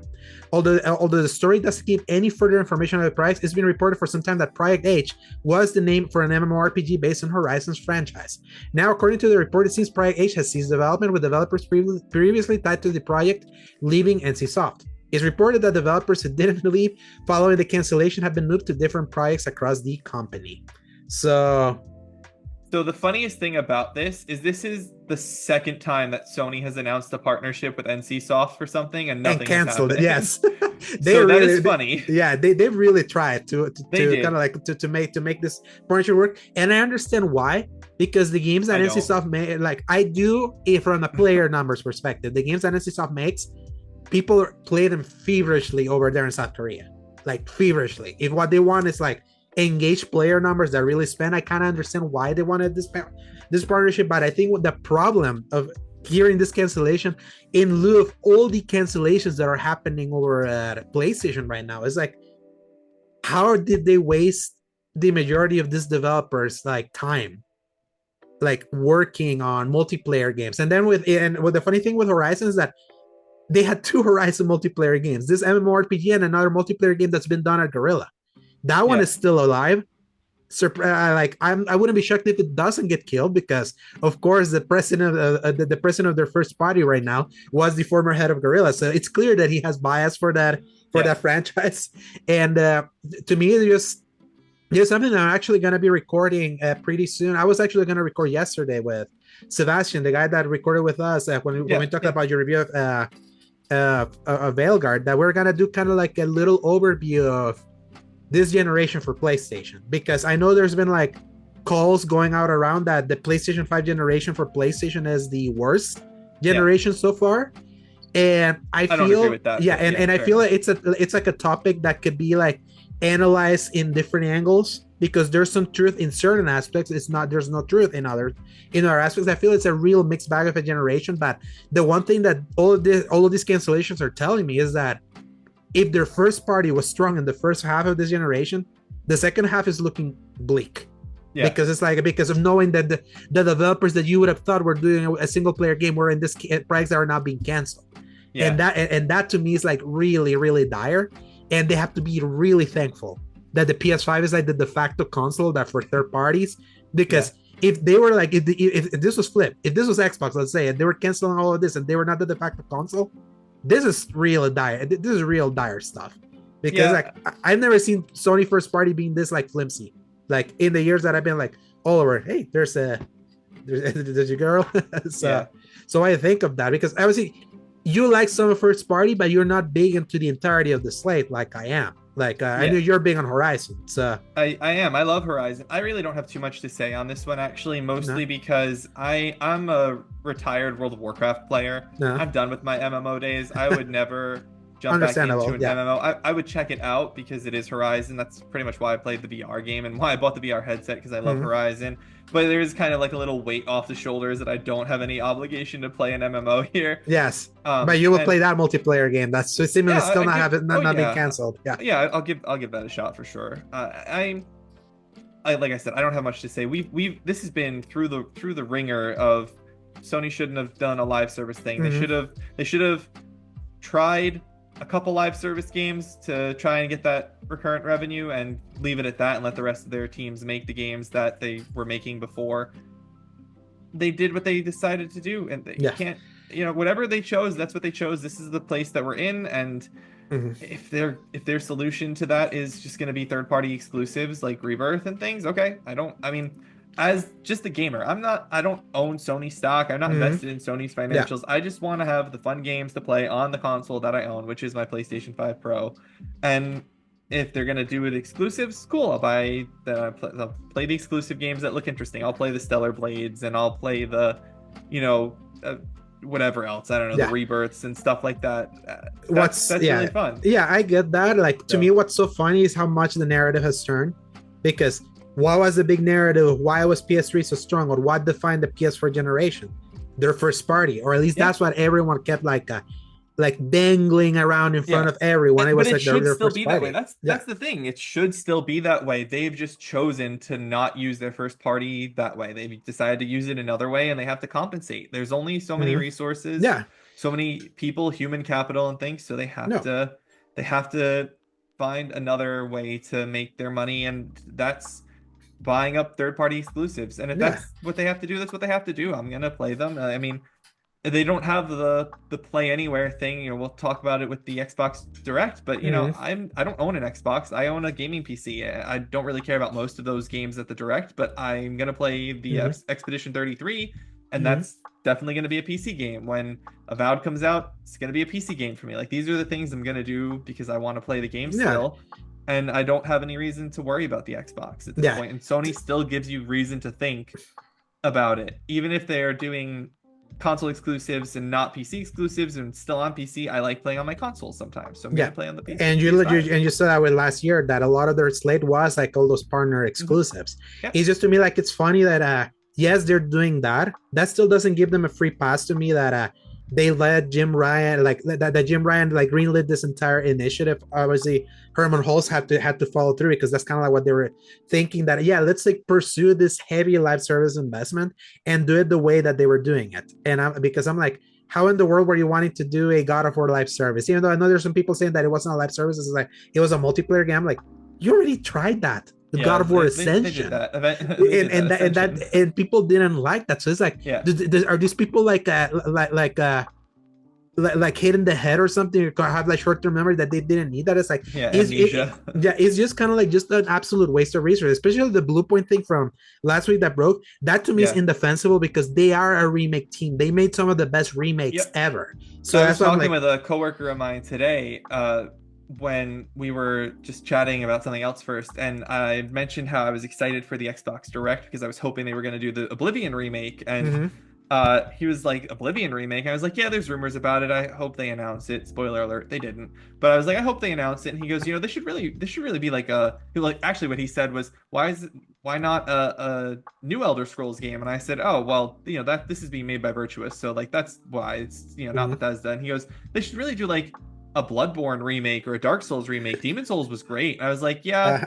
And that's what I told him. I was like, Shuhei Yoshida did an interview where his speculation was they're just respecting Miyazaki. And my buddy was like, they don't need Miyazaki. They had that Blue something that did the Demon Souls one. Exactly. I was like, Blue Point, and they were working on a God of War multiplayer game. So I was like, and that to me is like the most painful thing of hearing. That is like it's just absolutely, it's just an absolute blunder. And to me, the monkey's paw scenario of all of this. Why did Xbox have to have that kind of like developer update last year? Imagine the scenario if they had just like stayed the course and just turned things into it. Because if they still had exclusives, what's funny is that almost nothing, literally nothing that was in this developer direct was exclusive. If they still had exclusives, they would look more appealing right now in lieu of this news, because it's like, oh yeah, we stuck up with first parties. These guys are not doing anything right now because they're like just blundering like we used to blunder in the Xbox One. But because they now decided everything goes ever, it's like they let go of, they had the easy layup, and it's unfortunate that they're honestly, where they are now. Alex, I don't even know if it would have been an easy layup, because it just happened so late into the generation already. I mean, halfway through the generation last year, or almost halfway through the generation when they had that conference, is like, that's probably too late. You know, they were already losing. Like, even if they knew, even if it was they waited another year before they started this putting things on PlayStation initiative, and they started seeing that, you know, Sony's first party was collapsing in front of their very eyes, I still don't think that it would have ended up helping Xbox, because by that point everyone had bought the console they were going to buy, which was PlayStation. But there was still a potential for new customers, and people forget. I guess why there's always a potential for new customers. And the PS4 really took off halfway through that generation. It was like, yes, it's had a strong start because of that bundle, but that bungled like Xbox One like reveal in that early, even though PlayStation 4 had nothing exclusive wise, it was just kind of like a de facto third party. But it was 2017 onward when everything started hitting, like literally everything. It was just Yeah. mountains and mountains and mountains of games. And Xbox right now in the similar point of time, now we're in that position where everything that they have been talking about for forever, with that I'm so tired of hearing most of that stuff. Now all of that is getting ready, and it's getting ready for like a shotgun. The question is going to be how good is it though, Alex? Exactly. Yeah. That's the other thing. Many Yes. a game. Yes, that too. Many a game. But then at the same time, like before even thinking, yeah. And by the way, like Indiana Jones wasn't a whiff. That was a really great game that unfortunately had to release when it did, because it's kind of like released cutting off of it getting like the recognition it could have at the biggest stage possible. But it was still a great game. It hit. That did hit, and it had that continued cadence. Like we'll talk about that in the developer reviews. I'm seeing it in the social media. Like that first reveal they had was like a big pop. But it's like, to me, it's just so sad because now they undercut.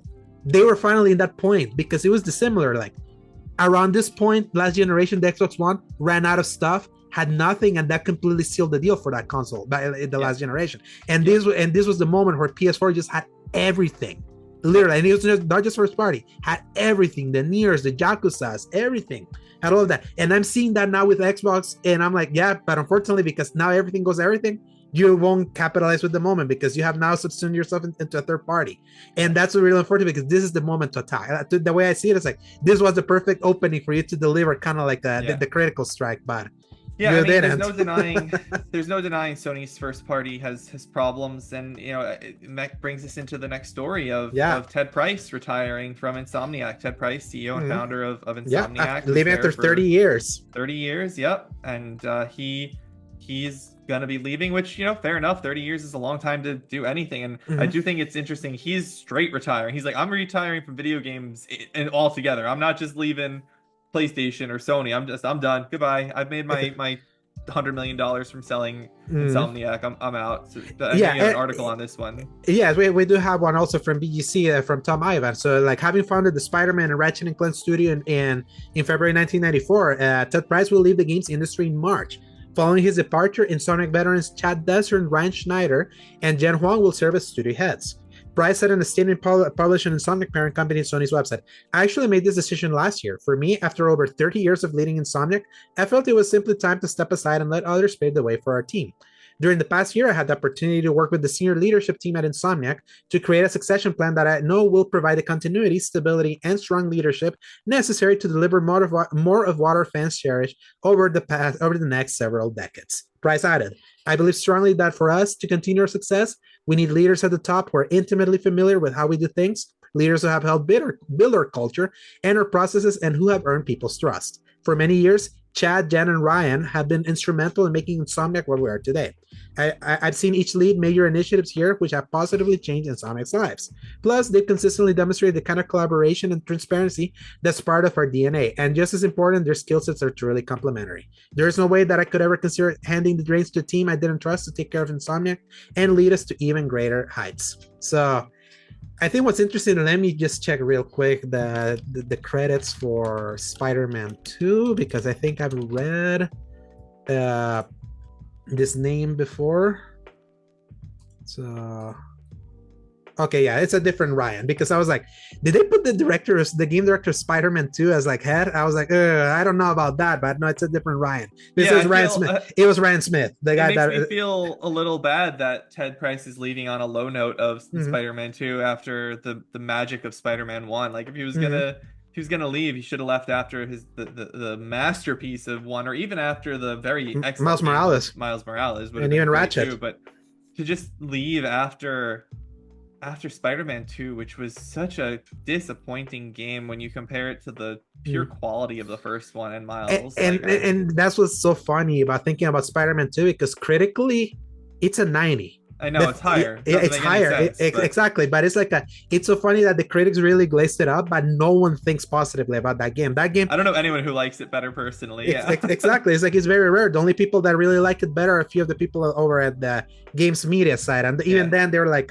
it was funny. I was reading it was funny even watching the IGN, like they were reading the games that are coming out in January, and and Spider-Man 2 comes to PC. It's not my favorite of the Sonic Spider-Man games, but you'll finally get to play it on PC. So even that like sentiment is there. Like no one in their good faith will tell you Spider-Man 2 was like a high point for them. I do feel like saying that it was terrible in aspects, I feel that's too harsh.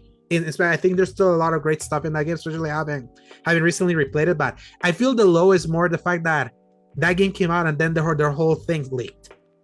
Like they never forget the Insomniac leaks from late 2023, and we still like sifting through that, kind of like putting the studio kind of like in a really weird light. That is like, why do you spend $315 million like making Spider-Man 2, a game that reused like that shouldn't have cost that much? Is like what are you even doing there? It made the studio look kind of like irresponsible in a way. So it's like none of us biased with the team, especially the director of Wolverine left last year. So it's like, so this is when you're transitioning. I know Insomniac is like, from a first party perspective, the guys that have carried this PS5 generation kind of like in their shoulders completely. And I feel like even then, like Spider-Man 2 was probably the moment where you carry too much weight and you kind of buckle a little bit under too much weight in there. And we don't know when Wolverine is kind of coming. And we know that Insomniac is a Marvel machine for the next decade. So their output already is like really disappointing, like from a creativity standpoint, especially if you're still in on the Marvel stuff. I've gone really back and forth. It's not disappointing to me. I'm excited for it because I like all of those things. I like the Marvel and the Spider-Man stuff and the Wolverine and all that. Like, that's all cool to me. So and the X-Men broader thing that they're going to do with Wolverine according to those leaks. So that's all really exciting to me. And I never played Ratchet. I don't really care about Ratchet. So for me, seeing that they're just going to do the Marvel stuff, I'm like, oh, we've got a Marvel studio. Because obviously, like, I don't like Spider-Man that personally.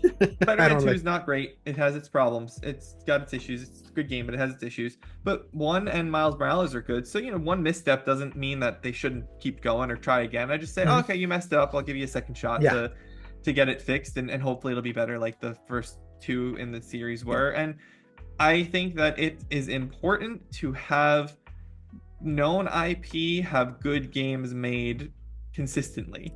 I think that it is important. There's no reason why we haven't had a good Batman game in a decade. There's no reason why. That's like complete bubble mismanagement. For people who like Indiana Jones, there's no reason why it took 50 years to get a good Indiana Jones game. Like the good big IP or formerly big IP should have good games being made as often as possible, even if that means you dedicate a single studio to that game. I mean, Star Wars should have way more good games than it has. Yes. So like Star Trek. Why does Star Trek not have any really good games? Like, come on. Like, that seems like an easy layup, like a Mass Effect style Star Trek RPG. Right, and that's my point. Is so if it's gonna be Insomniac, okay, fine. As long as the games are good and it's let them be the Marvel team. That's fine. I don't need new IP. I very rarely even want new IP. I like my sequels to games. I know you like your new IP. No, I like my new IP. I like my new IP, especially in games. Especially like why I don't like them being subsumed with Marvel is the fact that I already saw the movie industry be subsumed by Marvel, and I'm like, I love it. Oh no! Look how much it's collapsed now. Deadpool and Wolverine. Deadpool and Wolverine was kind of like a little uptick because they finally pumped the brakes because they're putting out too much. And to me, it's like I have been a fan of Insomniac forever. Like, but the thing is, there's a saturation level. Insomniac being the Marvel studio would be okay if they were the Marvel studio, because they would be making one Marvel game every 3 to 6 years, every 3 to 6 years, if no one else did it. The problem with the Marvel movies and the saturation, like you're talking, is that it was 3 movies a year. So you were getting a lot of movies that were TV shows and all of that. So if you have a saturation issue, and you can't really compare movies and the speed that they come out to games as long as it's just one studio. But if you have teams like, you got the Marvel Snap guys, you've got the Marvel Rivals guys, you got the Marvel Spider-Man guys, you got the Blade guys, the Marvel Blade guys, like all of these different Marvel teams, video game teams making Marvel games, that's when you start hitting that oversaturation. So I think that you should stick with one studio who's the best at it and just let them do it. That would be my approach. Yeah, it's such a waste of their talent because I love Sunset Overdrive. I love Resistance. I love that they were able to do that. I really love the idea of them being able to do Spider-Man because they took their learnings from Sunset Overdrive.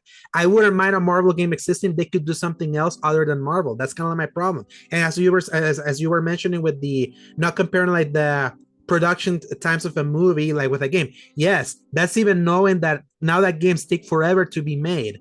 The opportunity cost of seeing like a team that's clearly so talented and so creative having to be subsumed over the Marvel IP, that because it subsumes so many areas of media, that even if a game takes forever, you reach that point where then people get tired of Marvel, and that did happen. That's why so many of the Marvel games that came out around them that were also pretty good did nothing, because of it was a saturation point. Like an Avengers game, like theoretically should have never been a failure. A Guardians of the Galaxy game should have never been a failure.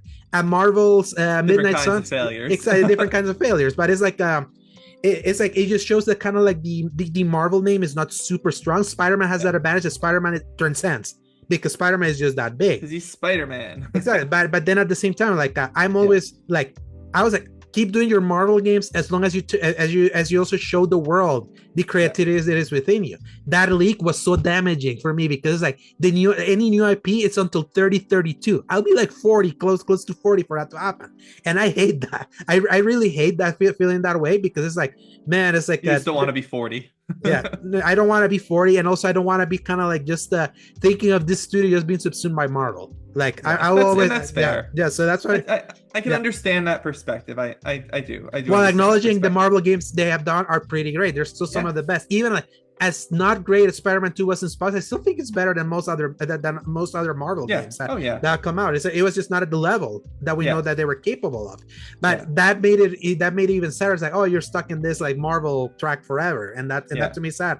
I feel gaming shouldn't be like subsumed by the IP from other mediums. I feel like the gaming should like stand strong on its own. On Dragon Age. And right, like they put it like that. Yes. Yeah. Which is sad that it's dead. So that's why. And so with Ted Price, at least it's like enjoy your retirement. Sad that the last product that your studio put out, it was not your.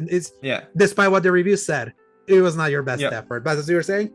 I was just going to say, but speaking of things that hopefully won't happen when we're close to 40, Final Fantasy VII Remake Part 3. Yes. Hopefully won't be coming out when we're closer to 40 years old. That would be really sucky. Yes, because for some reason, compared to other Square Enix properties, like let's say Kingdom Hearts 4, that has had nothing been said now. It's like they're really hustling with this one. So Yoshinori Kitase did like an interview, and this was one of the quotes. So this is a story by Chris Collins from BGC. Final Fantasy VII Remake Part 3 won't be a PS6 exclusive, producer promises. So obviously we know the first part of Final Fantasy VII Remake was initially PS4 exclusive before coming to PS5 and PC more than a year later. Second part, Final Fantasy VII Remake from last year, followed suit by initially releasing only on PS5, and the PC version released literally today when we're recording. Because of the length of time required to develop each part, some have speculated that the as yet untitled third part of the trilogy may continue the trend and may release exclusively on PS6. However, series producer Yoshinori Kitase says players don't have to worry about this being the case. In an interview with Japanese publication 4Gamer, Kitase had it put to him by the interviewer that for those who have played Final Fantasy VII Remake on PS4 and FF7 Rebirth on PS5, I think there may be some concern that the third work will be for the next generation console. Kitase laughed and replied, "No, you can rest assured about the next one." Kitase added that work on the third part started right after Rebirth ended in April 2024. So they've been developing it for 9 years already, for 9 months already. So yeah, it's technically, if you include the project, it's been that much in time and years. It should be noted that Kitase's comments don't necessarily mean Final Fantasy VII Remake Part 3 won't be exclusive to PlayStation consoles when it's released, simply that it won't be exclusive to PS6. Yep, I think that's perfectly fine. Yeah, and I didn't put it here in that story because it was a bunch of like quotes, like choice quotes that happened like last night. Genki followed JPN on Twitter. Love following him. Like he likes translating a bunch of these Japanese stories where they mention kind of like the scenario, how they like calling it. Basically, the story of the game. It's locked. They already like locked it in, and they've been working on this thing since March. I feel this could be a 2027 game. Like, and why I feel that is because they made a big point of saying that Rebirth took the lump of them like one of the hardest parts of developing this game, which was gonna be the world. The world's not done. They obviously have to do the other parts of the world that aren't done, but they have to make far less of the world. Yes, and for me that I have played the original game, that's only 2 more. There's only 2.5 parts that they have to add. They have to add the continent of Wutai, which was all the way to the left. You played the original one. You have to add the northern part of the map, which is like a big snowy part and the northern crater, and an island called Meridiel. Why? I'll refrain for spoilers why you have to go to that island, but those are like the three big parts that you're missing basically, and then some things underwater and some things in space. But the big thing, it's all been done. So that's less development that they have to kind of set up. They have the technology. They said they're not moving to Unreal 5, thank God, because it's like yes, them not moving from out of Unreal Engine 5 and using Unreal 4 is why this was a blurry game on base PS5 and its open world, but that was the reason why they were able to get it out quickly.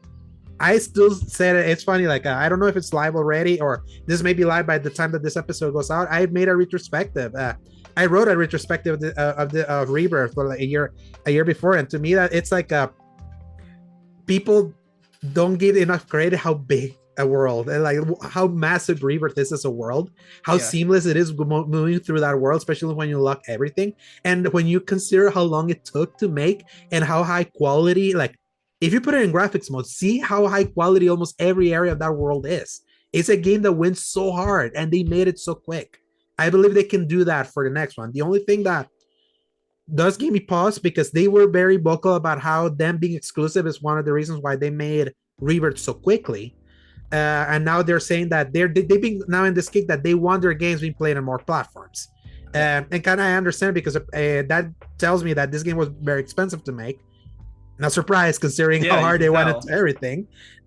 So they kind of need more people to play at once. So if a multi-platform push for the third part, if it's been including how they're approaching a multi-format release strategy that they mentioned back in May, if that maybe delays it to like a 2028, we'll see. But I still don't think that adding any ports to Xbox is going to help the sales of these games. People don't buy games on Xbox. Me neither. I want them on PC and Switch.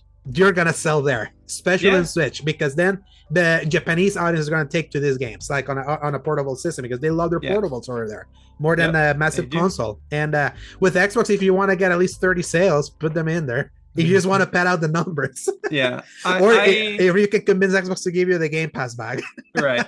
So, I'm not surprised by this article at all. I wouldn't have expected to be a PS6 just based off of when this one came out in the generation versus when Remake came out. Remake came out at the end. It was a swan song game. That was my game of the year that year. That was definitely the best game, followed by Ghost of Tsushima that came out in 2020, and then 4 years later for Rebirth, I would say 2028 is probably more likely. I think it may be another 4. Just it could be 3. I guess you're right. It could be 3, but it all depends on how much time they need to figure out all the systems, because I know that adding the high wind is supposed to be really challenging, and it is a seamless world in Remake or in Rebirth, but it's not really seamless most of the time. I doubt they really optimized that, because it's such a small piece of the game at that point when you get to the seamless nature of it. So that probably would take a little bit more time to optimize. So we'll see. I think that it's exciting. I love Rebirth. It was in my top games is number 2. Or sorry, it was this was number 1 last year. Yes, I corrected myself. I remembered. Yes, it was number 1 last year. And I tell you, it's like, because you don't know much of the story, there's so much that's gonna happen in that third part. There's so much. I'm very excited. In fact, I'm so glad that Rebirth was what it was, and that's kind of where the stories they told Rebirth was what it was, because a lot of the parts a lot of people remember beyond their big part that ended the game happens in what's coming. There's so much stuff that you don't even know that is like, I'm really curious to see how they handle it, because it's I can't wait. I'm very excited. I really can't wait. I do expect them at some point to put it all together in a single package. I would not be surprised. That'll be a PS6 thing. I can imagine PS6 being kind of like the big package. Yeah, like a single package. I mean, hey, they may even just like update the Remake combat system and merge the games into like one big game at some point. That'd be cool. That'd be, like, for example, Red 13 becoming playable when he does, like when he finally joins your party at the end of Remake. That may not be something that they do, but I would not say it's impossible for that to happen. I feel the tech is so kind of like uniform that I feel like they're very similar games. I mean, they are very similar. The differences between the two is really minimal, in my opinion. I do prefer Remake over Rebirth in some ways, for sure. So, but the differences are minimal, and I think at least on the surface level, not knowing the under the hood tech side of things, I could see them doing a package where they just merge Yeah. it all into one game, which would be really cool. One thing that why I'm confident, I'm a little slightly more confident that 2027 could be like a release year for them, is the fact that they're not doing DLC this time.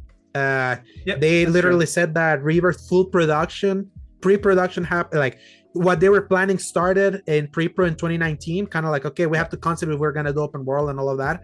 Mhm. But they did take from 2020 to 2021 to do the intermission DLC Yeah. as a test bed to get the PS5 version working, and then do like Yeah. another content, because they were Yeah. kind of testing a few things that And ended up intermission's happening. good. I like Yeah, intermission. I love intermission. It's Great. But way better DLC than it had any right to be, especially yeah, for the sure. character that it was focusing on. Because no one, if you ask any Final Fantasy VII fan going into the DLC, no one would have asked you, we want a DLC of Yuffie. No one would tell you that. And yet Yuffie is my favorite now. Yeah, Yuffie's so awesome in the remake great, trilogy. But yeah, so because they're not doing that, then and they already started working now, and they already said that everything's kind of locked in.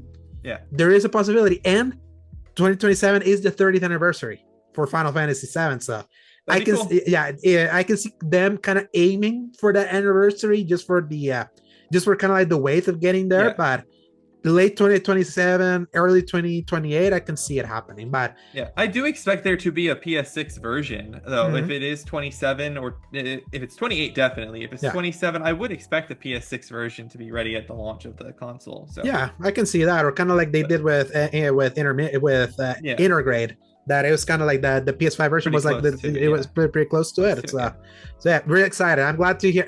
I'm glad that right now Reverse is kind of back in the discourse because of that PC release, and hearing this kind of talk, because this is like the remake trilogy is the only thing that's giving me the vibes of when we used to get like trilogies in a single console generation or close to each other. What a novel concept, not a decade. Yeah. And with that, final topic, which was the big thing for today, Xbox Developer Direct. So I'm pulling out their recap from Xbox Wire. So they had previously said that this was going to be a game, they mentioned 3 games ahead of time, and the secret 4th game. So the games that they were mentioning were Doom the Dark Ages, South of Midnight, and Expedition 33.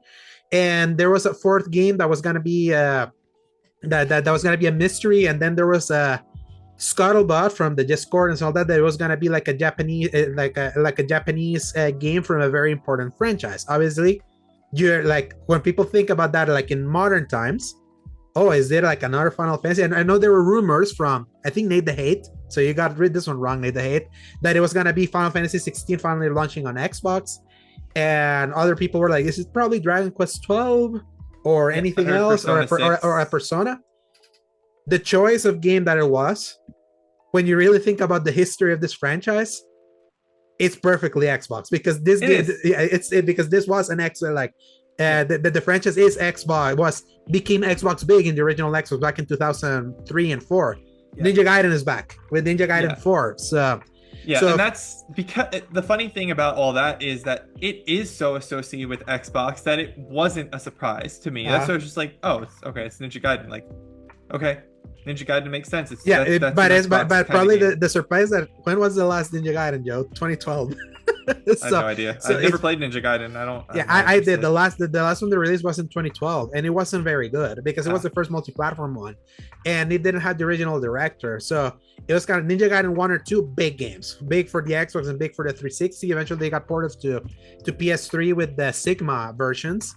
And it had been dormant for a while. There have been like references of Ninja Gaiden, something's thrown here and there in Koei Tecmo games. Like if you play Rise of the Ronin, you can get the Ryu Hayabusa like costume and his fighting style if you want. So you could kind of make that game in Ninja an open world Ninja. I think you'd like it. It's a old school Ubisoft style, like checklist open world game. I'm just concerned about it being too difficult to make it work. I've heard people say it's really hard. It's not. It is not. I can tell you, and it has difficulty options too. So yeah, I will check it out. It is on my list. I was actually going to buy it and Dragon's Dogma at the same time because they both launched the same day. I bought them. I can't justify that price because I don't know when I'm going to get to Rise of the Ronin. So I bought Dragon's Dogma first, obviously, because that was a big hype.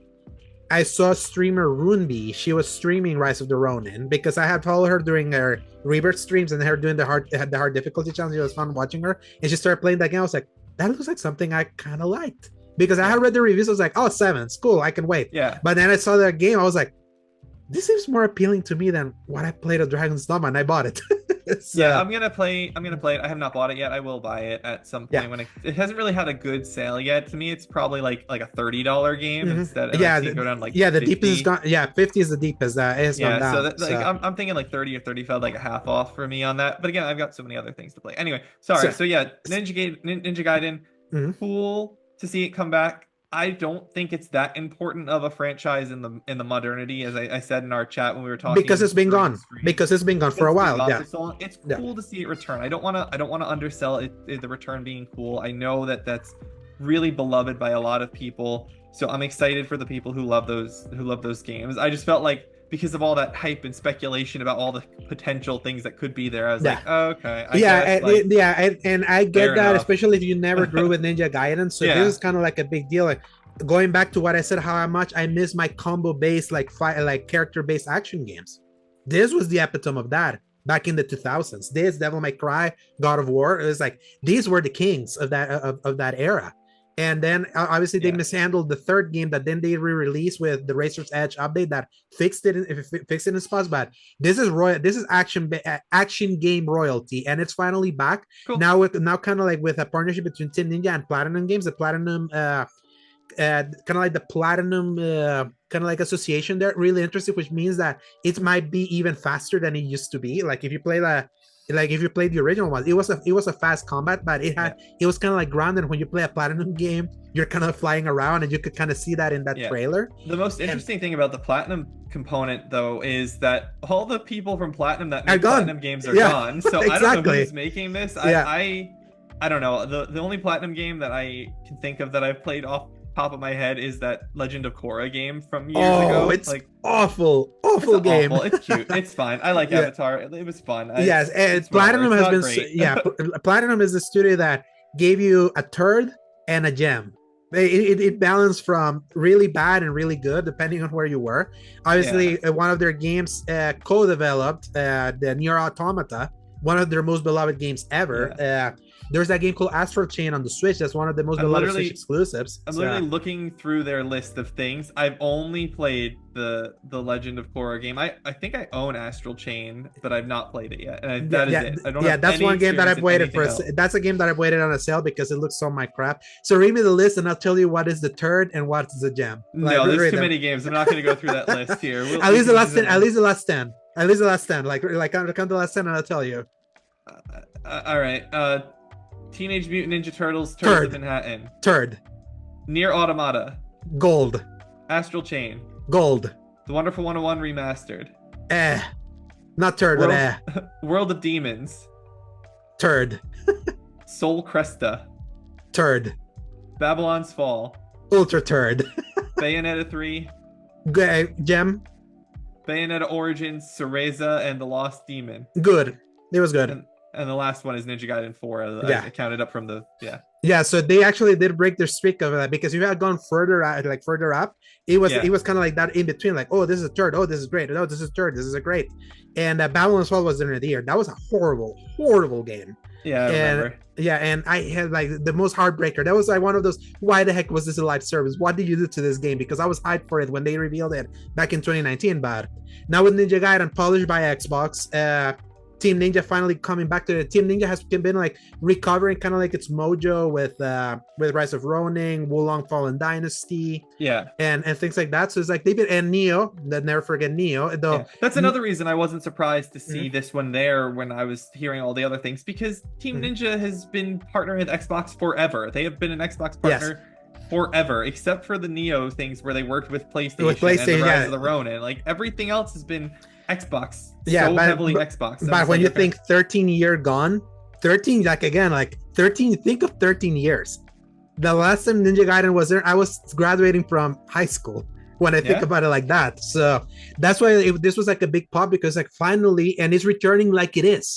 It's not being subsumed by the Neo Souls like kind of like style, because that's why I don't like Neo as much, because like it's more in that Dark Souls style, and it's way too difficult for me. It's like I never really broke through with that one. And probably the more hype, like the hype announcement was the fact that they were doing they were bringing back Ninja Gaiden 2, which came out on 360 and giving it the black label, which is how they did it with the original Ninja Gaiden and Ninja Gaiden Black on the original Yep. Xbox, which is kind of like this is the definitive, most complete, most refined, with a few new content here, a version of this game. And it was been remade in Unreal Engine 5, so you could see the visual difference, and it's out today. It looked good at Game Pass. I was like, yes, it's like this was the Shadow Drop. That was the secret. That was the extra secret fifth game that they always have. Yeah, and Shadow Drops didn't happen the last they did the Shadow Drop the first year, no Shadow Drop the second year, and they brought it back. But they always have a super secret fifth game. That's their that is the consistency of the pattern. The Shadow Drop is not the consistency. The super secret fifth game is. Yeah, and it's cool. It was very pretty. You're right. I did not know when I saw what that was at all. I did not know that was going to be the remake of a 360 game or whatever. A remaster. It was beautiful. And technically a remaster of that second game. It's already available in the Ninja Gaiden Master Collection, but that's the Sigma version. So that's kind of like the more toned down version that they did afterwards, because the original was like full of particles, super bloody and all of that. They had to kind of tone down. It was back to that one. So, and I saw a lot of people were playing it, and it's available now on Game Pass, and something that they didn't see at the moment, and it was confirmed later, it's also on PS5. So nothing that was announced and that was shown here in this direct is exclusive. So, and then obviously we in the other games that we knew about, it's like kind of like what I was hoping this was going to be, a solidification of the release dates. So the first one of those was South of Midnight. They showed an extended demo of that game. Still makes me motion sick. I still hate the On2. But you can turn that off, thankfully. I know. I'm still not super interested in the game itself, but that's just because it kind of reminds me of what that Kenna Bridge of Spirits game was. That is exactly, that's exactly why I'm interested, because I was really interested at first, and I was like, I never ended up playing Kenna, and I feel the same with South of Midnight. I'm just like, I don't know. I'm in, because I loved Kena back in 2021, and I like that it's rare we get games in the Bayou. It's actually like visually, it's like so unique. I'm always gonna go for like a more unique aesthetic than like the try and true.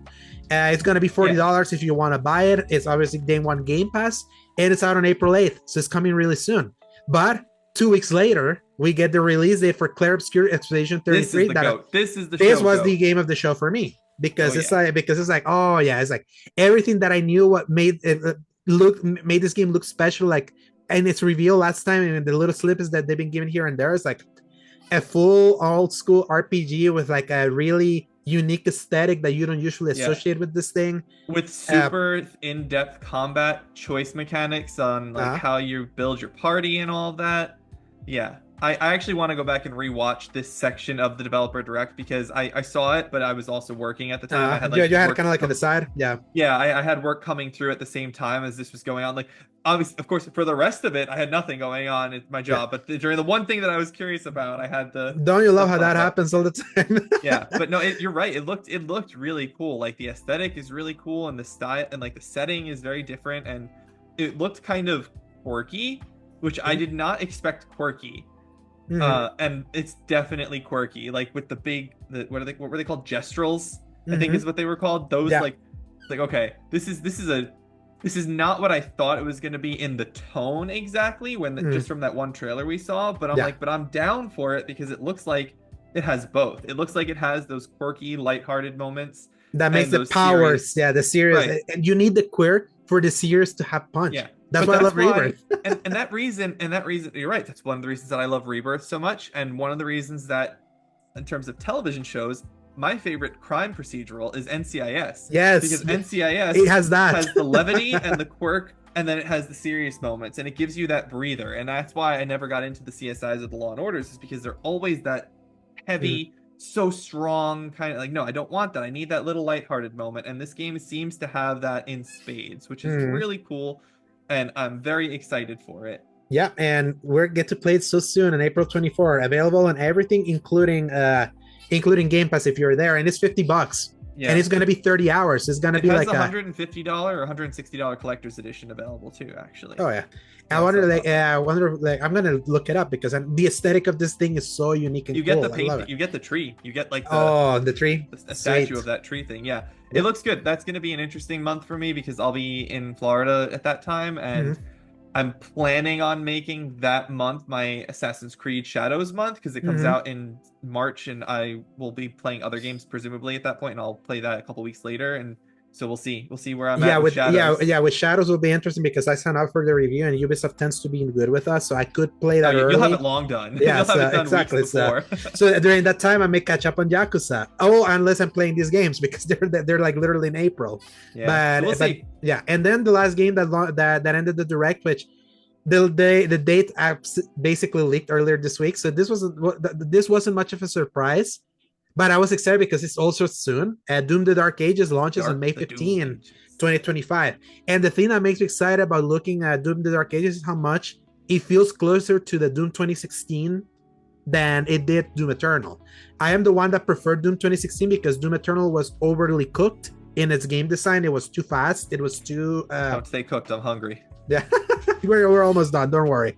But it was kind of like it was overdeveloped. It was like overtuned in its like having to jump around, be like super fast. They kind of made the comparison that you feel like a jet engine when you're playing Doom Eternal, and in this one you're supposed to be more like a tank, which means it's grounding you back again and kind of like feet in the air when you're flying on the dragon. Exactly, it's the only difference. But in Doom Eternal, you're flying around regardless. Don't even need a dragon. You're literally jumping around. It was like a platformer, and its gameplay loop was fun at a certain point, but then it was like so specific and it got too hectic that it was just not enjoyable near the end. Like it was in Doom 2016 that you had a little bit more choice with what you wanted. It felt more tuned to every tool. Did you see they confirmed no multiplayer for this one? Again, because they did the same thing with Eternal, because they had a multiplayer in 2016 that was bad, and in Eternal they did instead of multiplayer they did like a weird invasion like co-op mode that was kind of like their multiplayer. They're doing just full single player is the strength. I think they said it's the largest, most epic campaign ever is what they said in a press release. Hey, I've never played the Dooms. I've never played really any Doom, so I'm not probably gonna play this one, but it looks cool for the people who are into Doom, so I'm excited for give it a shot. I would say give it a shot, especially because these are story campaigns. Like these are campaign games. I can do this one because this is the prequel, so I can play this one without playing the others. Exactly, and then just jump into 2016 to kind of get the reference of the lore of Doom 2016 is awesome because it's like a... And then pretend Eternal doesn't exist. Exactly, just ignore Eternal. Like it's still a good game, but it's just too... I loved it in the first half and I hated it in the second half. So it was like it balanced out into mid for me. Yeah, it seemed like from what I'd heard about that game that it kind of just got long in the tooth. It felt like the gameplay wore out because it was so specific in the way you had to do things to get your armor back and get your ammo back. And it's like you always needed to get into that loop of like, okay, now you have to use your flamethrower. Now you have to like use your chainsaw, and there I'm back again. And I feel like it was pushing you into that specific where it's like, where is the choice for player expression? It's like, why aren't you letting me just pick my own style that 2016 allowed you to, because it was more tuned that way.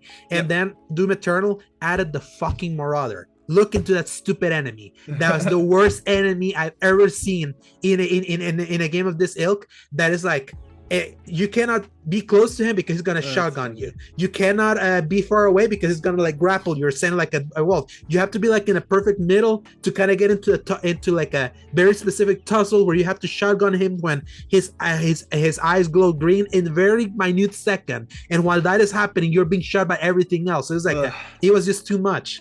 So that's why I was like, no thanks. That's why I don't feel as strong as about Doom Eternal, like a Doom Dark Ages. So Doom Eternal, really fun game before the Marauder gets in halfway through that game. We'll see what Doom ends up being. It's soon. It was May, so that's interestingly that is the farthest out I think of the release dates, right? Oh yes, this is the first time they did that because we don't have the Ninja Gaiden one. We don't have the Ninja Gaiden. Yeah, Ninja Gaiden is the farthest we know. Is this fall 2025? This year. So that's further out, and it's still a multi-platform game. And I would say like they've gotten much better at making this directs more like the needed things, because other like. The Indiana Jones thing really bit them in the butt last time because they showed it at the developer direct, and that game was out until December. So that's why I think that fingers crossed for my fantasy team. I think that the plan with Fable will be to do it the Starfield style, where they did the direct after the Xbox show. Like that'll be the focus this year. Yeah, I agree. I agree, because I don't think they're gonna give it again to Call of Duty, because I don't feel the Call of Duty from this year is gonna be as momentous and as big as a Black Ops 6, which is like the biggest name brand. So I would hope they give it to Fable. Because like it's not the first year where Call of Duty's on, exactly, on Game Pass. No one cares anymore. Exactly. No one cared last year anyway. So. Yeah, and it's still the best-selling game of the year somehow. But it is sold more on the PlayStation. But yeah, I would say like usually I say that this directs will always come down to like your interest level and like what your like what your tilt 33. Is. And I feel for this one, like, because I like Doom a lot. South of Midnight is my jam. Expedition 33 is my jam. Ninja Gaiden is my jam. This was made for me, and I love this direct. I absolutely love this direct. And I'm glad you enjoyed it. You were very happy. I could see it in your face. You look really happy right now. Yeah, because it's rare for me to watch one of these showcases, and I like every game that's there. Like without any caveats. So one day you'll get yours. Like you'll get your Oblivion. I believe that Oblivion thing will be June thing. I believe that 100%, unless they crop it out randomly, which I doubt it. Yeah, it is my fifth favorite game of all time, Oblivion. I love that game so much. I think that Skyrim is a refinement of a lot of aspects of Oblivion, but I think that Oblivion's a better story, right? Oblivion's a better story, but it's a better world. I like Cyrodiil way more than I like Skyrim. I think the Dark Brotherhood story in Oblivion is about 1,000 times better than the Dark Brotherhood story in Skyrim. So yeah, I'm very excited. Fun fact with Oblivion, I never finished it though. It was one of the reasons I initially bought a Series S, because I learned that it was one of those backwards compatible games that got the FPS boost and the Xbox One X 4K patch. Yeah, the 4K, yeah. So you can play it 4K 60 on console right now. I started Oblivion as a kid, and then I like got to a certain point, and then I like stopped, and then I picked it up a couple of years later, and then I got back into it, and I finished it in that situation. Yeah, I'm going 4 years since I started that play. I'm going 4 years since I started that playthrough. I haven't 316. The reason why I stopped and I'm not considered going back is because of this damn remake. Because should I continue or just wait for the remake? So honestly, I think my biggest criticism for every other weird bad thing about Oblivion, I think the biggest criticism is the map is trash. I hate that map because it's procedurally generated when you're moving from city to city. The map, it's literally the map. I mean, the actual like location map that you look at. Yeah. Oh yeah, it's bad. Yeah. It's like this big. It's like this big, and the screen is like this big, and like you can't, and you have to scroll slow. Yeah, I get that. Yeah, worst map I've ever seen. Yeah, I actually agree. It's like but there's a reason why that game is so beloved in the mod community. Game has been modded like heavily with a lot with plenty. Sky Oblivion, Sky Oblivion specifically. I think I bought Oblivion if I remember correctly. I have all of them, and I'm waiting for it to be fully done. I always said I wanted it to be fully done, and they've never fully finished any of those Sky Oblivion or Morrow or Skywind or anything like that. So I do own Oblivion on Steam. I remember because it was like $5 one time. Yeah. So I was like, I kind of want to do some of the mods, and I remember why, because I tried a Game Pass version because it was on PC Game Pass, but that version doesn't allow you to mod it like the I got Steam them all version. On Steam. I got Morrowind, Oblivion, Online, Skyrim, and Skyrim Special Edition. I have them all on here. Yeah, and with that, that's basically the end of the end of our topic. So really great developer direct and an interesting selection of topics for our first episode as co-host. So we're gonna conclude now with the release dates for the week of January 26th to February 1st, because it's finally February next, at the end of next week. So Star Wars Hunters comes to PC on January 27th. Eternal Strands comes to PC, PS5, Xbox Series X and S/Game Pass on January 28th. Our Orcs Must Die Death Trap coming to PC, Xbox Series X and S on January 28th. Atomic Heart Enchantment Under the Sea DLC coming to PC, PlayStation, and Xbox on January 28th. Virtua Fighter 5 Reboot, the canon re-release of Virtua Fighter 5 now done by RGG, coming to PC on January 28th. Marvel Spider-Man 2 coming to PC on January 30th, and Sniper Elite Resistance coming to PC, PS4, PS5, Xbox Series X and S, and Xbox One/Game Pass on January 30th. So plenty of interesting stuff coming for next week that I'm very interested to Eternal Strands to play and talk about. And with that, we reached the conclusion to this week's episode. Joe, where can people find you? You can find me on Twitter at Joseph_Law_Rusa. You can find my writing on Season Gaming. Nothing in the hopper at the moment for sharing. I do have a review that I'll be handling soon in the next few weeks for the site. It's actually a pretty big one, so I'm really excited. Can't talk about it yet. But really I know what it is. I'm really excited to hear that journey. So yeah, it'll be cool. I'm really excited to and it's probably like the biggest game that it's definitely the biggest game I will have had access to pre-launch. So that's really fun. I look forward to trying it out. And Yeah, that's pretty much it. I'll be working on some things for the site for writing purposes at some point, but just busy in life right now, so I haven't had a chance to put anything together. But that's me, Yep, and I I look feel forward you. to next week's episode and hearing about all about the game that you're going to be reviewing. So Exactly. Yeah. You can find me at A_Segovia on Twitter /X, A Segovia on Blue Sky, Alejandro Segovia 93 on Threads, and my written content at seasongaming.com, where you're going to see my review for the next thing I do this coming Monday. So that's all I can say. And with that, we reached this week at the end of this week's episode. Thank you so much for everyone that listened and watched. If you like what you listen or watch, give us a like, give us a subscribe, and we'll see you here at the same time, same day, and enjoy playing some games and press X to play. thanks everyone. Hasta la vista, baby.